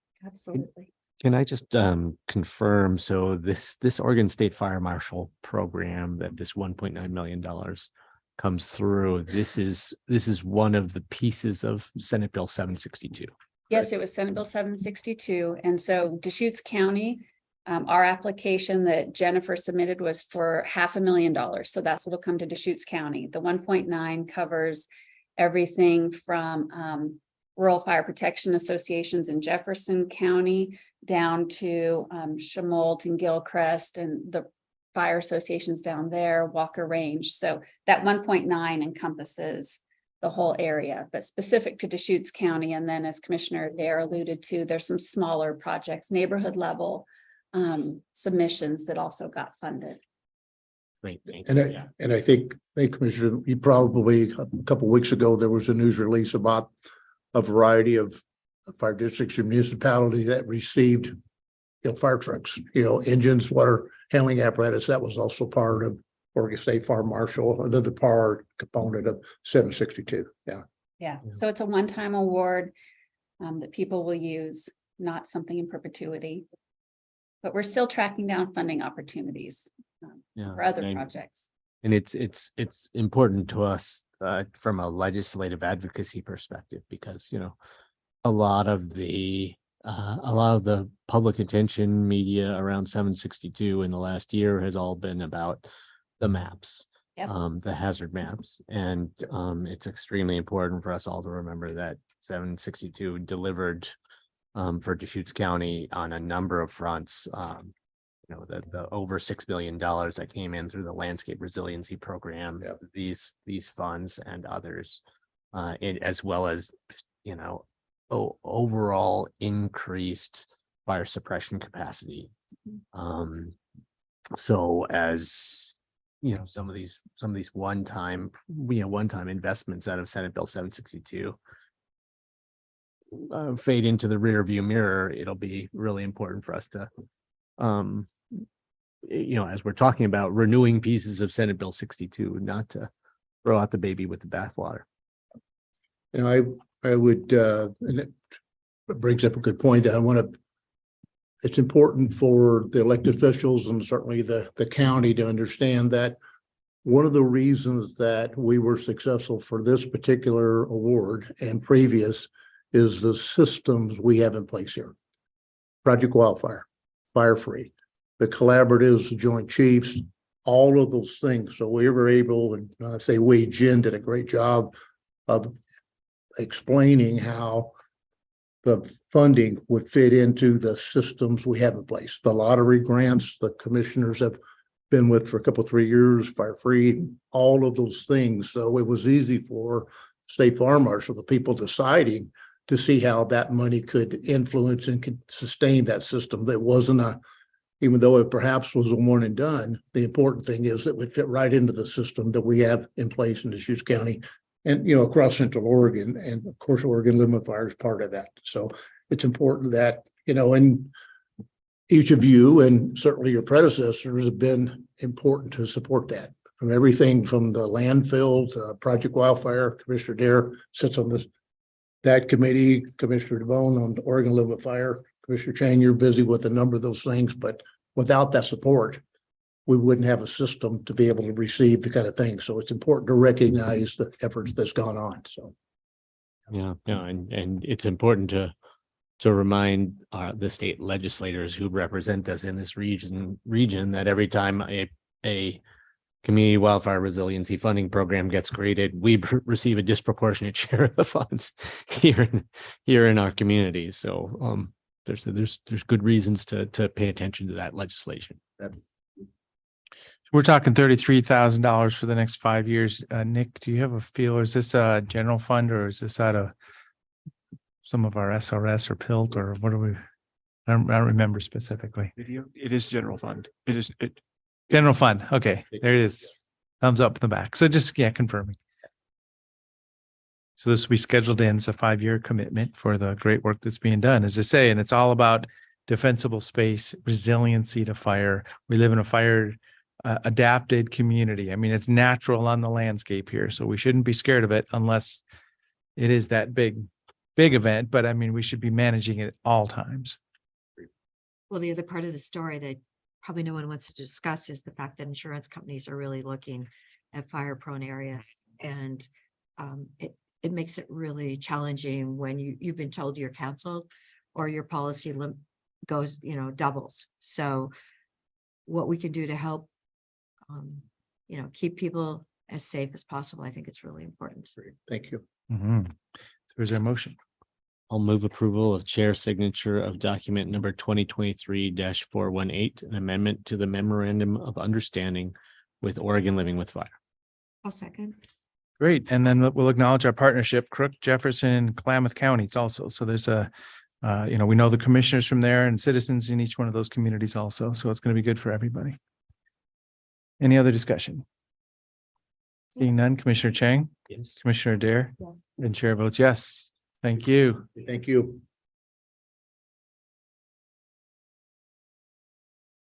Item number 9, consideration of a request to rename a road.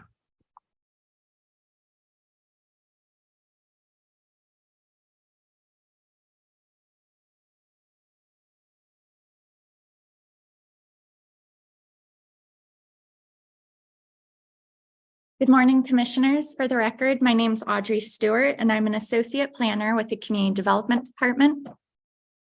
The item before us today is a road naming application to change the name of an existing private road from Pronghorn Club Drive to Juniper Preserve Drive.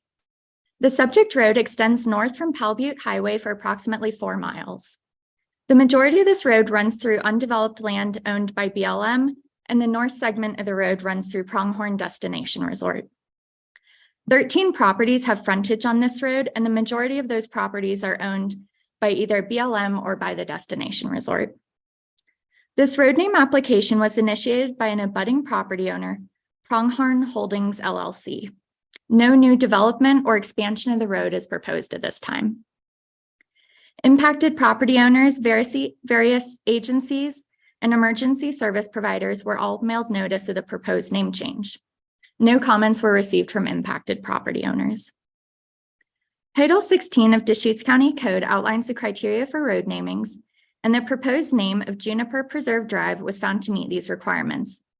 The proposed name was also reviewed by the Deschutes County Address Coordinator and the County Senior Transportation Planner, who had no adverse comments. The procedure for road namings comes from section 1616.030 of Deschutes County Code. Staff notes there are several unique procedural steps that apply to road naming applications, and one of those is an appeal can only be initiated by an impacted property owner, which would be the owner or occupant of an abutting property. A staff report approving this application was mailed out on May 3rd, and assuming that no appeals are filed, this approval will become final on May 15th. Section 1616.030 of Deschutes County Code requires the board to sign an order approving the name change within 10 days of the staff decision becoming final. Based on the date that this decision was mailed out, the board has until May 25th to take action on this application. At your meeting next Wednesday, May 17th, the board is scheduled to consider Order 2023-019, which is an order approving this name change. Signing the order at next week's board meeting will keep the dates in line with what's required by Chapter 1616. If any public comments are received prior to next Wednesday's meeting, staff will relay those to the board. And with that, staff is available for any questions or discussion from the board. This kind of introduction to the topic and work session towards next week's decision, but also the fact that it's starting to happen as in the notification's gone out. Correct. So a notice was mailed when the application was submitted, and then a second notice was mailed out when the staff decision was mailed out. Great. How many notices did you mail out then? So the noticing criteria for road namings, it's again kind of unique. It comes from 1616.030. And unlike other types of land use applications, a road naming doesn't have a mailing radius. So the mailing list is limited to impacted property owners. So those are those abutting properties. Possibly, yeah. Yeah, so there's 13, many of which of those are undeveloped, so they don't have an assigned address.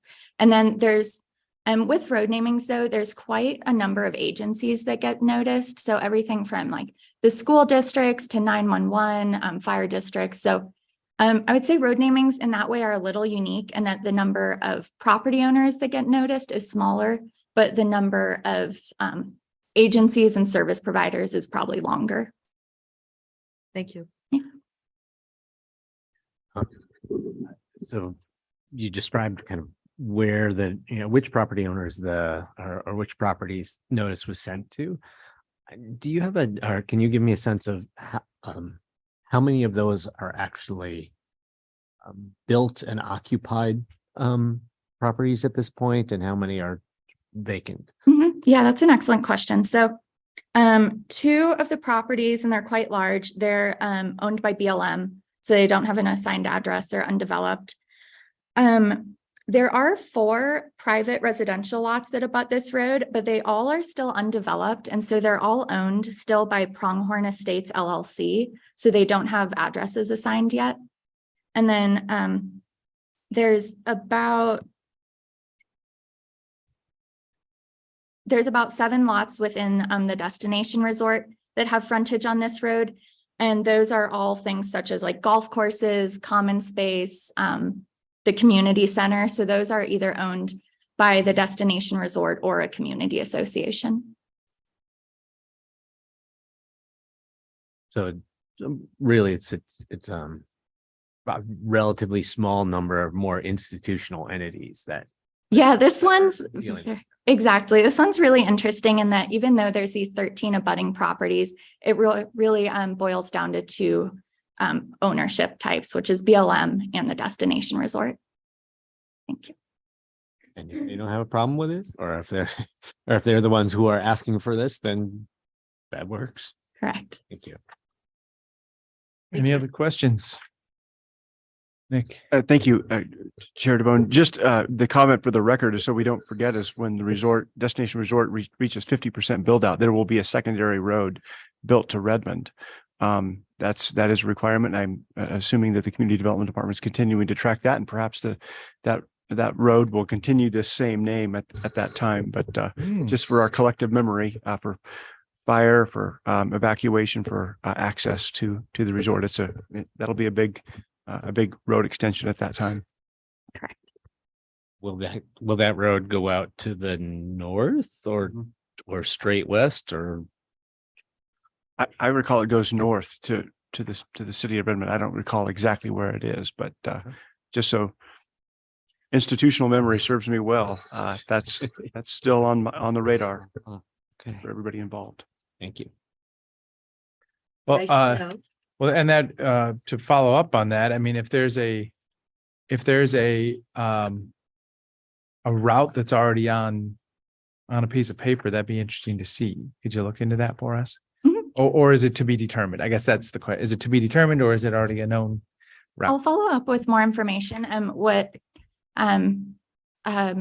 Lilac is referring to is a condition from their conceptual master plan and final master plan approval, requiring that at a certain point in build out, they add this secondary access.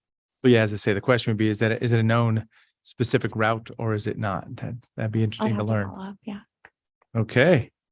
Thank you very much. This will come back next week.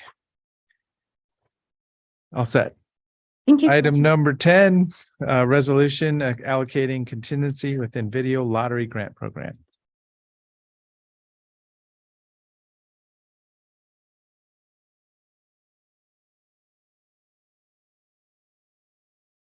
All right, good morning, Commissioners. For the record, Stephanie Robinson, Administrative Services.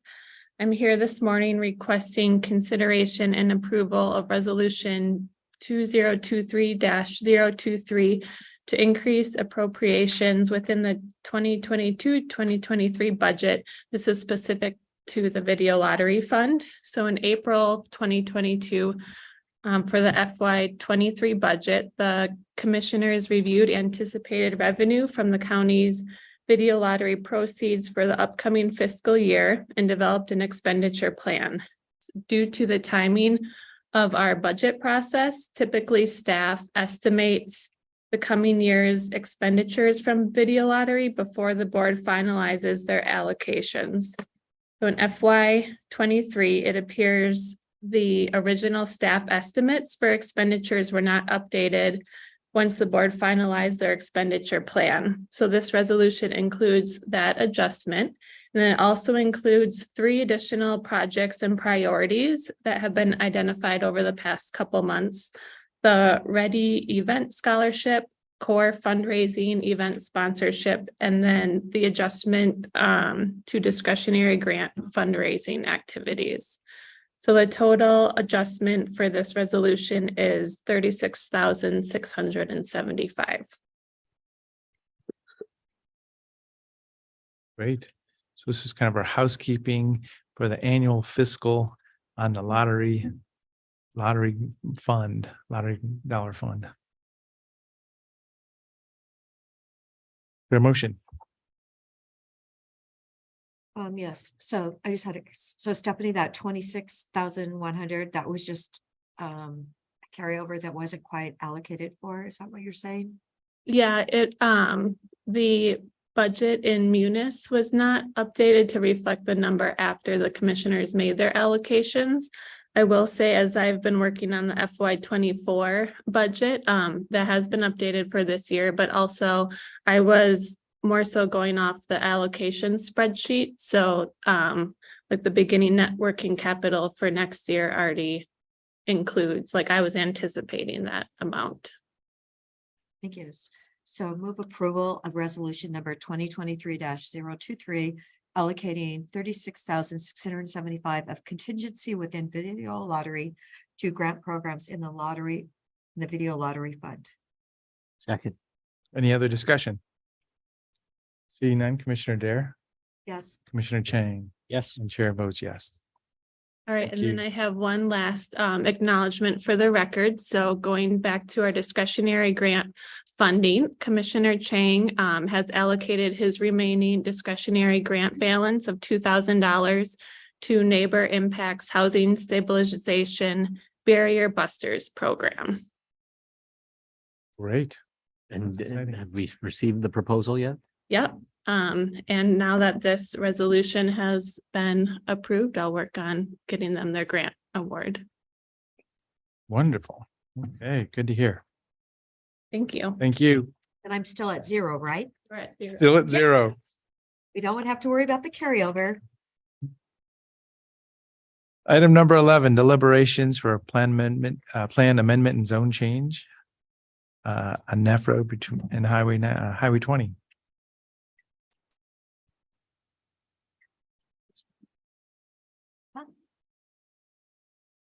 Proceeded.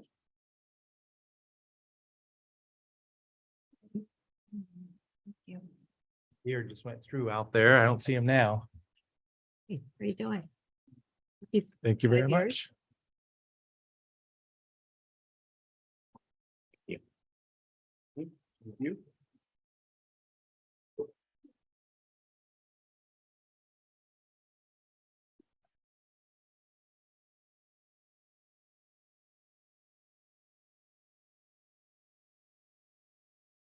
So I'll acknowledge I was not here during the public hearing portion of this. It was acknowledged that I'd participate. I'd like to confirm there's nothing to disclose. I don't know how formal of a process we need to do that because I know that's how the beginning of the hearing starts also. Is there anything more formal on a land use matter? Nothing to disclose from the Just city? As long as you confirm that you reviewed the video and Oh, yeah. you're prepared. Yep. So that was that was just one of my notes confirming that. But yeah, absolutely. I watched the video. It was really, I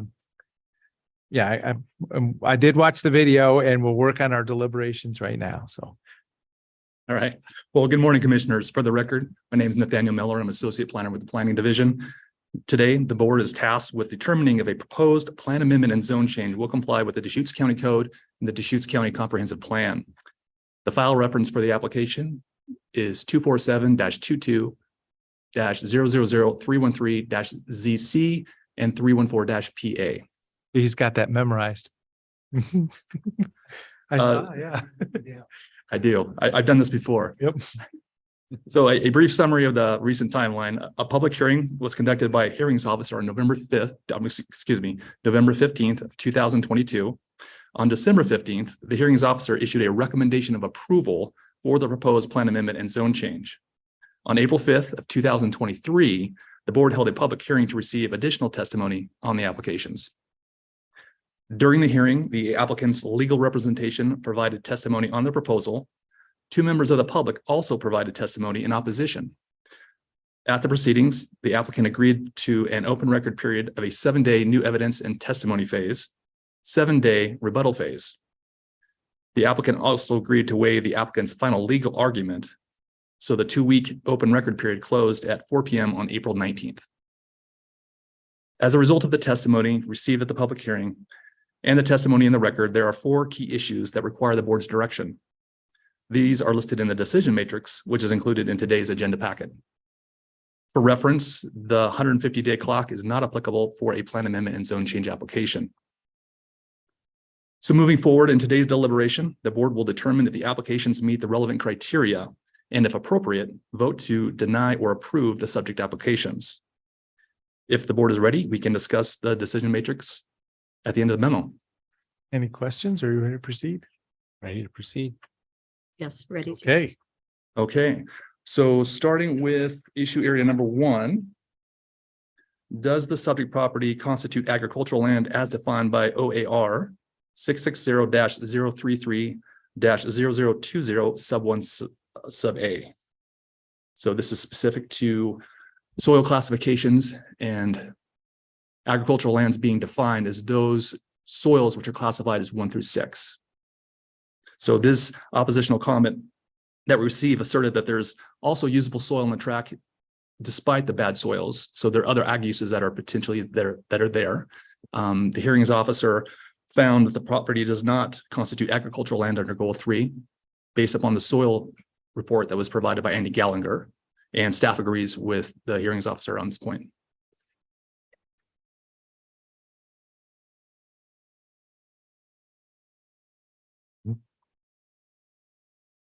So it's kind of the question before the board this morning is, does the property constitute agricultural land under this OAR? Well, I'll just say that as we continue to review applications that where there are questions related to soils, I'm as a general rule, moving forward, I'm going to continue to remind everyone that that soil, a soil survey shows one thing, and that soil can be amended. And we do happen to have 25,000 cubic yards of compost in our composting facility at our solid waste operation right now. But because this property is in it is in an area that is subject to intense urbanization pressures, I wouldn't push the soil amendment too hard on this one, and I'm comfortable with the findings of the soil survey. And I'm comfortable with the hearings officer and the staff recommendation. I would be consistent with that. And I support no, so the property does not constitute agricultural land under the OARs. Okay. Thank you, commissioners.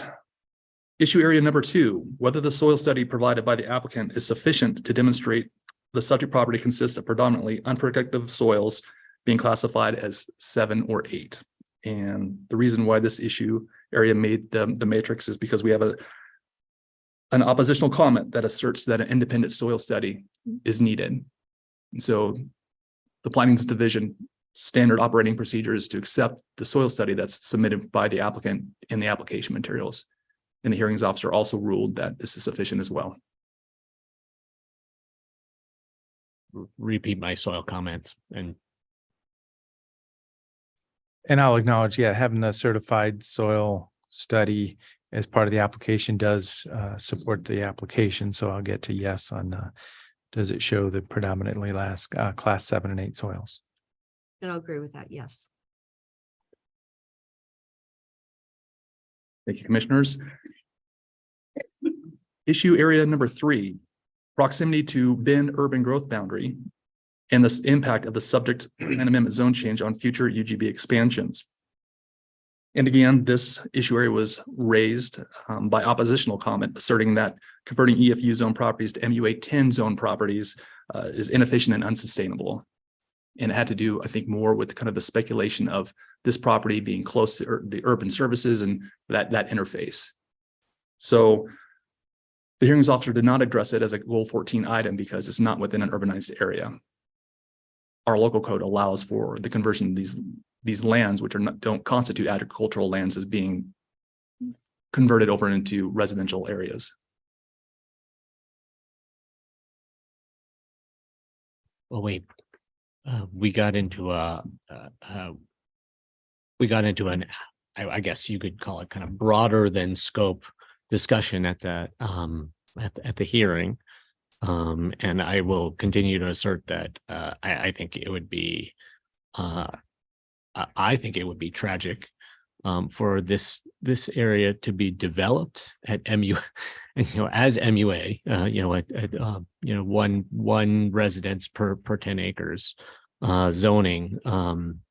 But I also appreciate that that is, those kinds of resolving or establishing policies to be able to prevent that outcome is outside the scope of this, of this land use decision. So I'm supportive of the hearings officer's conclusions. So yeah, this is there an approval criterion which we should analyze relative to the UGB of the city of Bend? And I would conclude no. But this is where the video and the discussion at the hearing was very, very informative, right? I mean, this is that urbanizable land. I was on the UGB with committee with the city council in the city of Bend years ago now, seeing that, there's these resource lands right at the edge of town that were proposed and were kicked out. And, so there was that big legislative picture. So it was good to have that discussion during the testimony. Yes, the 6,000 acres that weren't included in the UGB, that history was greatly appreciated. And yes, I would say I would agree with the staff and the hearing officer to go ahead with the no, to continue. Okay, thank you, commissioners. Issue area number 4, whether the plan amendment and zone change allows for affordable housing under the statewide planning system goal 10. So this is a oppositional comment that we received during the public hearing. Just discussing concerns about the large parcel sizes and them precluding affordable housing prices. So staff agrees with the hearings officer and notes the subject plan amendment zone change does not approve any development on the property.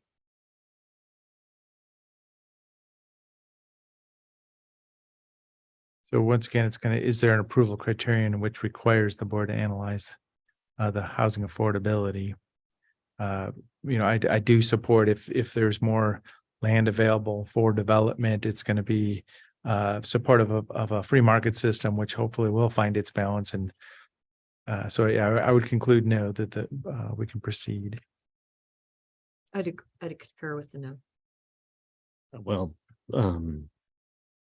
I do think it's outside the scope of the decision that we're making with this application.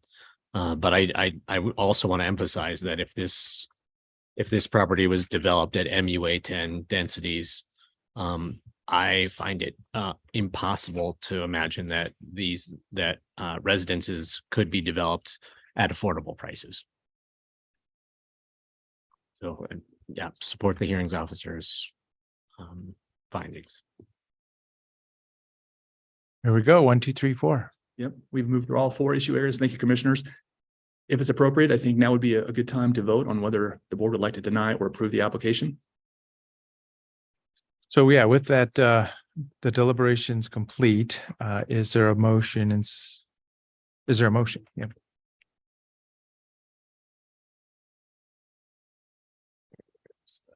Recommended motions. So, and it was a hearings officer recommendation. So it'd be, as it's stated as a approval, just a simple approval at this point for both of these applications. I move the Board of Commissioners approve the plan amendment and zone change. We do it together? That's fine.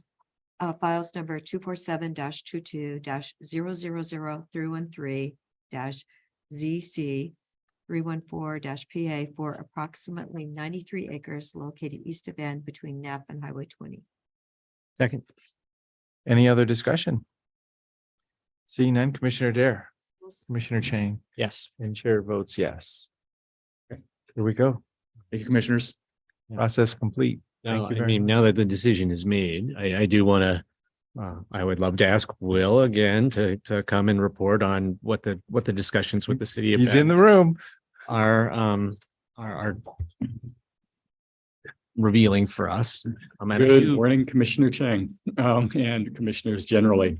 No further discussion from the city of Bend following our conversations with them, that they indicated that they would communicate with us next about their intents to try to jump on the work plan for something like what we discussed, or other items. So they may be coming directly to you as part of a work plan meeting, or will forward communication.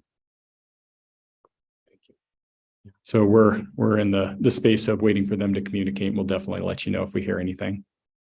Well, if it would be helpful at all for there to be elected communications to speed this process along, I hope you'll let me know.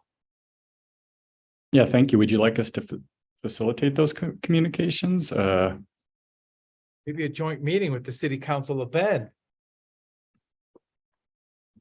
All right, I'm taking notes on that. It's like a great topic for a joint meeting with the city of Bend. And Mr. Chairman, if I could just ask a follow-up question, as the board will receive next week's meeting packet here in the next day, next week, our community development department will be proposing our work plan for the next year. I don't recall, does the city of Bend, does their community development department, for example, do they have a work plan for the next year, or they have a biennium?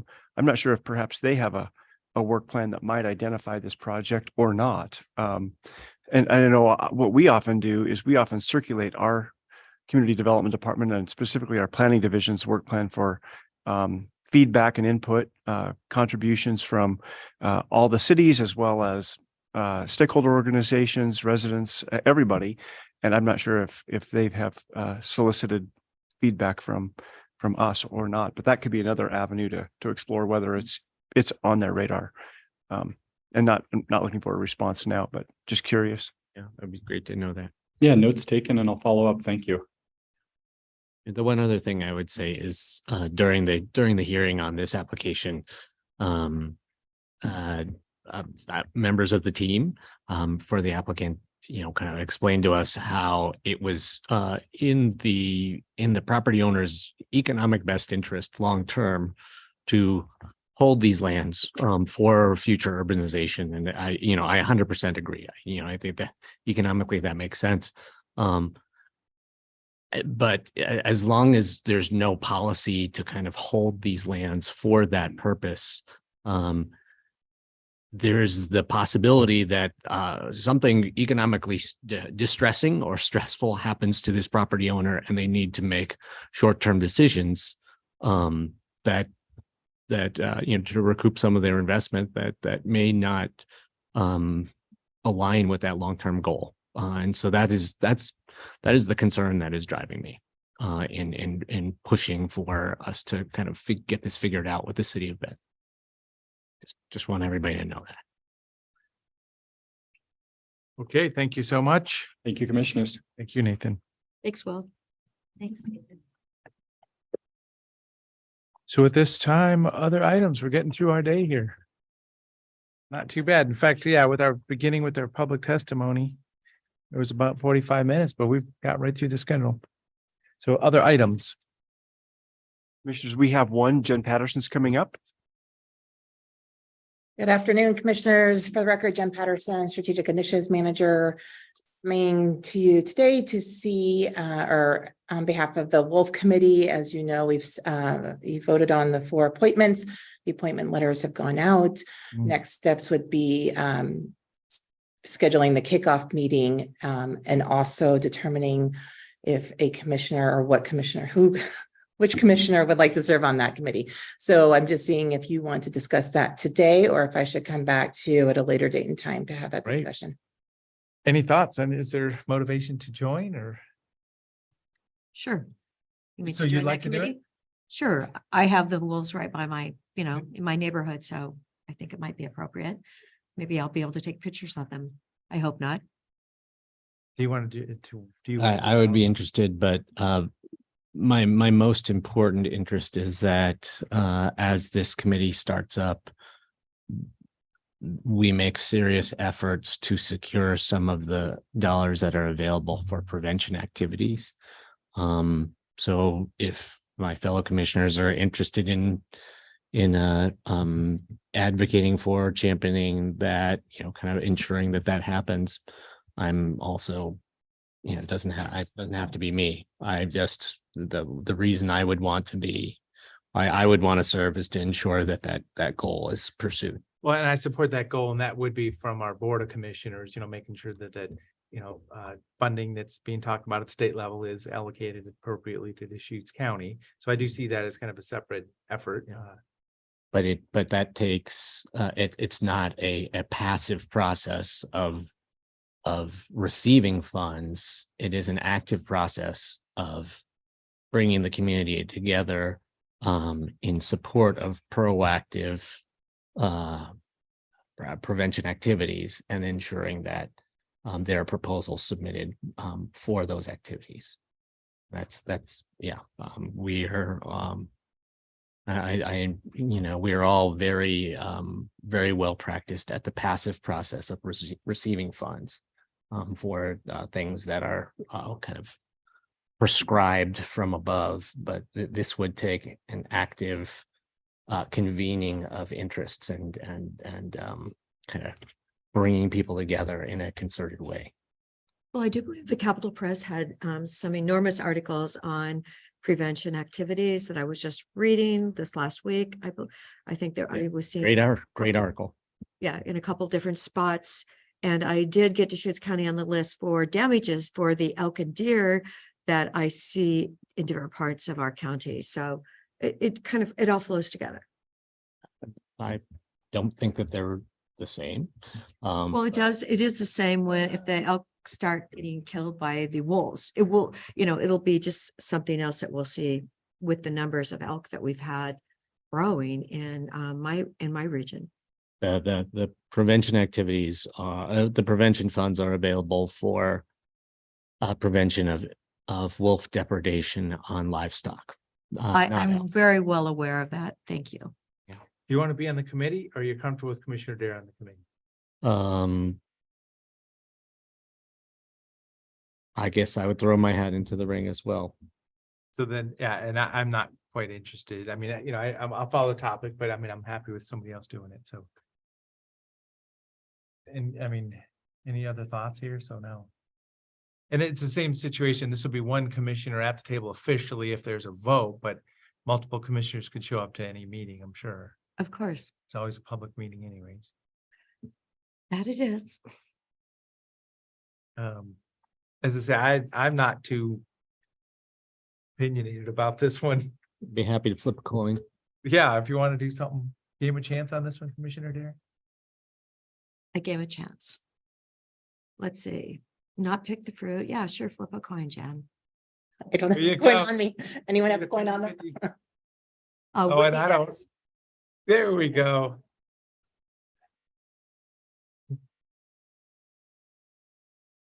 But as I say, I mean, this is in preparation for, as I say, the, management of wolf activity, and then response to possible depredation activity. So there's a couple of different avenues of activity that could happen.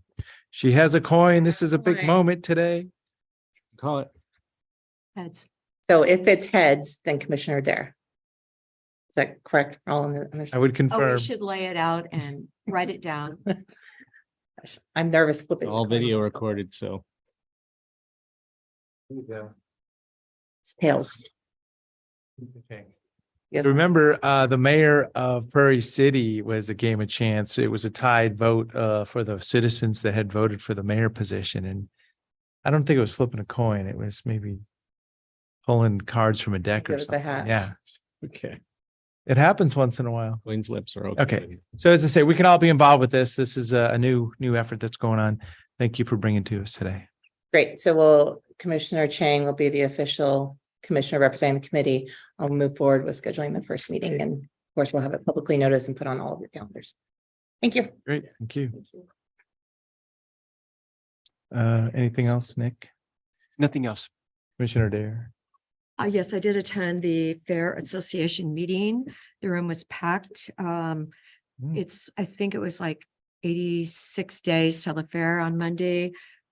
Things are going along well. They've, it's the team under Carrie's leadership seems to be really working very incredibly well. So very happy to look forward to our fair. Great. Along those lines, Denise Lee works at the juvenile department, and she was able to travel for a baking contest, and she's going to be on TV and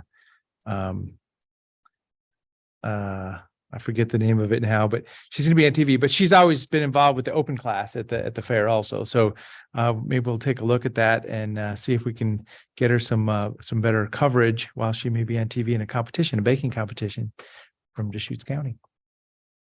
I just report that I was at the AOC legislative meeting virtually the other day on Monday, and pretty much all of the proposed bundles of legislation for support or opposition from the steering committees were approved by the legislative committee. Great. So a little bit more. So is the Magnolia Network. It's called the Silos Baking Competition. So starting on TV May 28th, a couple weeks from now, it'll be a series. Sorry, just following up on what I had mentioned.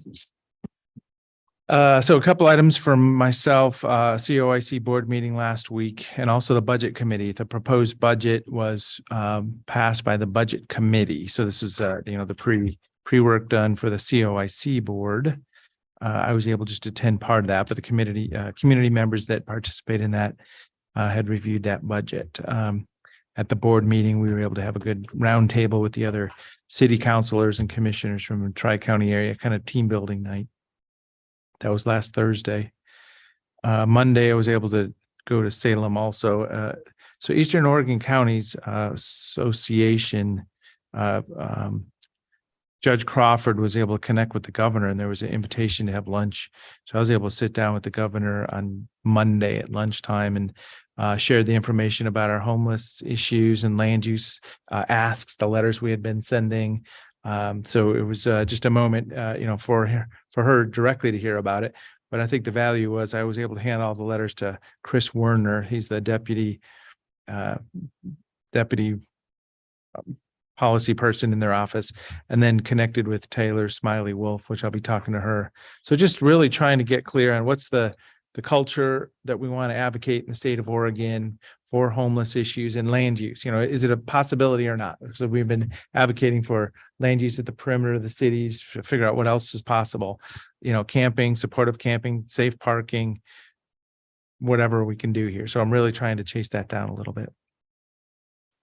And then the State Interoperability Executive Council, the SIEC, as they say, I represent Association of Oregon Counties on that seat. We had a quarterly meeting the other day, and that's just putting big pieces in place for the next generation of communications for public safety and FirstNet. And I will be traveling to WIR next week, Western Interstate Region, NACO committee work. So Monday afternoon, I plan on dialing in to the board meeting. After I travel, I'm going to settle in to dial into the board meeting. And then Wednesday, I can either do that or not. We'll look at the agenda. So as I say, I'll just be remote. So are we going to meet next week on Wednesday? Yes. The last time you were absent, I mean, we basically didn't really get a whole lot accomplished during the board meeting. So Well, that was the public hearing in this land matter, though. that was basically the only thing. And I mean, that was timely to do. And if it had been done while you were here, then you could have asked questions if you wanted to. Mhm. But the other item, that basically we were supposed to process, we didn't take any action on. So I kind of felt like it was a waste of time. So your agenda conference is tomorrow, and the thought was, there's items that we should schedule, but as I say, I can either be there or not, but I'd be remote if I am. So okay, that would be fine. And we have our agenda conference this afternoon, I think it is. So we'll know today. by late today what we have scheduled. Okay. Anything else? So what we're gonna do is we're gonna take a break and go to an executive session, but I'll come down and say hi to you right now. So at this point, we're gonna go to an executive session under real property negotiation. So we're gonna switch gears, but we'll come say hi. Have the commissioner's time. I tried, I'm not very tech savvy, but the link that they gave me did not have a little hand to check in this morning. And so I booked down here. I don't have much of a voice because I had an asthma attack this morning. That's why I didn't show up, but I've been sitting here all. Yeah, okay. So, okay, so so you're saying citizen input this morning and the technology didn't work for you? Okay. So yeah, come join us then. I mean, if you want to do a citizen testimony, 3 minutes like we did at the beginning of the meeting, we do it at the beginning of the meeting. And you're saying, yeah, technology problems prevented you from joining at the beginning.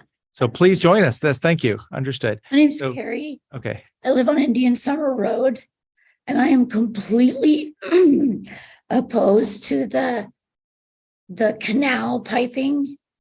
I have several reasons. I bought that property 21 years ago when I started my family and found out that, you know, before I bought it, that they would want 25 feet of easement. Okay, well, it's got a water feature that might be worth it. Then I'm going to ask you guys some questions. Would you be upset if you spent the kind of money I spent on that property and built a house, and then you find out that for the last 40 some years that the county screwed up on the site map, and my husband's aunt has been charged more for her taxes for property that never existed. And I'm the only one in 40 some years that had a brain enough to look at that site map and notice that the county tax map wasn't the same as that one. But guess what? We had a land dispute because of it. And the county said, we're so sorry. We're so sorry, but we can't help you because we screwed up. Yeah, we screwed up big time. But the, what's it called? The time allotment is up. So you're on your own. So $40,000 later, okay, we have that happen. Then Arnold and I had to redo a complete lot thing and stuff, and the county got off. They had no accountability whatsoever. So we got screwed out of all the money that I worked hard for owning a restaurant, and I sold to move to Bend to be with my husband here. So then I go to Arnold Irrigation, and the people where we bought the property was 3 lots. And the access to the water's on the lot that has a crazy person living there. Literally a crazy person who stands outside with a gun, watches my tiny little daughter dress. So I said, and they said, you're gonna have to pay for it anyway. And I said, I'm not paying you a dime, Arnold Irrigation. And they said, then you're gonna have to pay us for us to get your water rights, to give your water rights back. I had to actually pay them to give my water rights back. That's insanity. Now they want to take another 25 feet. That's into my bedroom. So I want to ask you guys a question.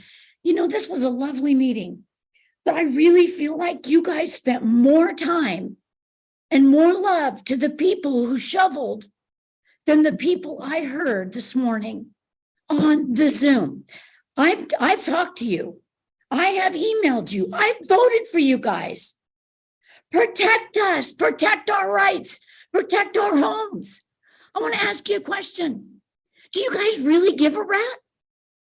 Or do you have to live there to give a rat? Because I think if one of you lived there on Indian Summer, Uinta Circle, you would care whether your homes were being taken, whether your shops were being taken, all the property that you've built and the fencing, thousands of dollars in building your home. What am I supposed to do? Move my house for Arnold Irrigation? You guys would care, wouldn't you? today? I'm asking, I want an answer.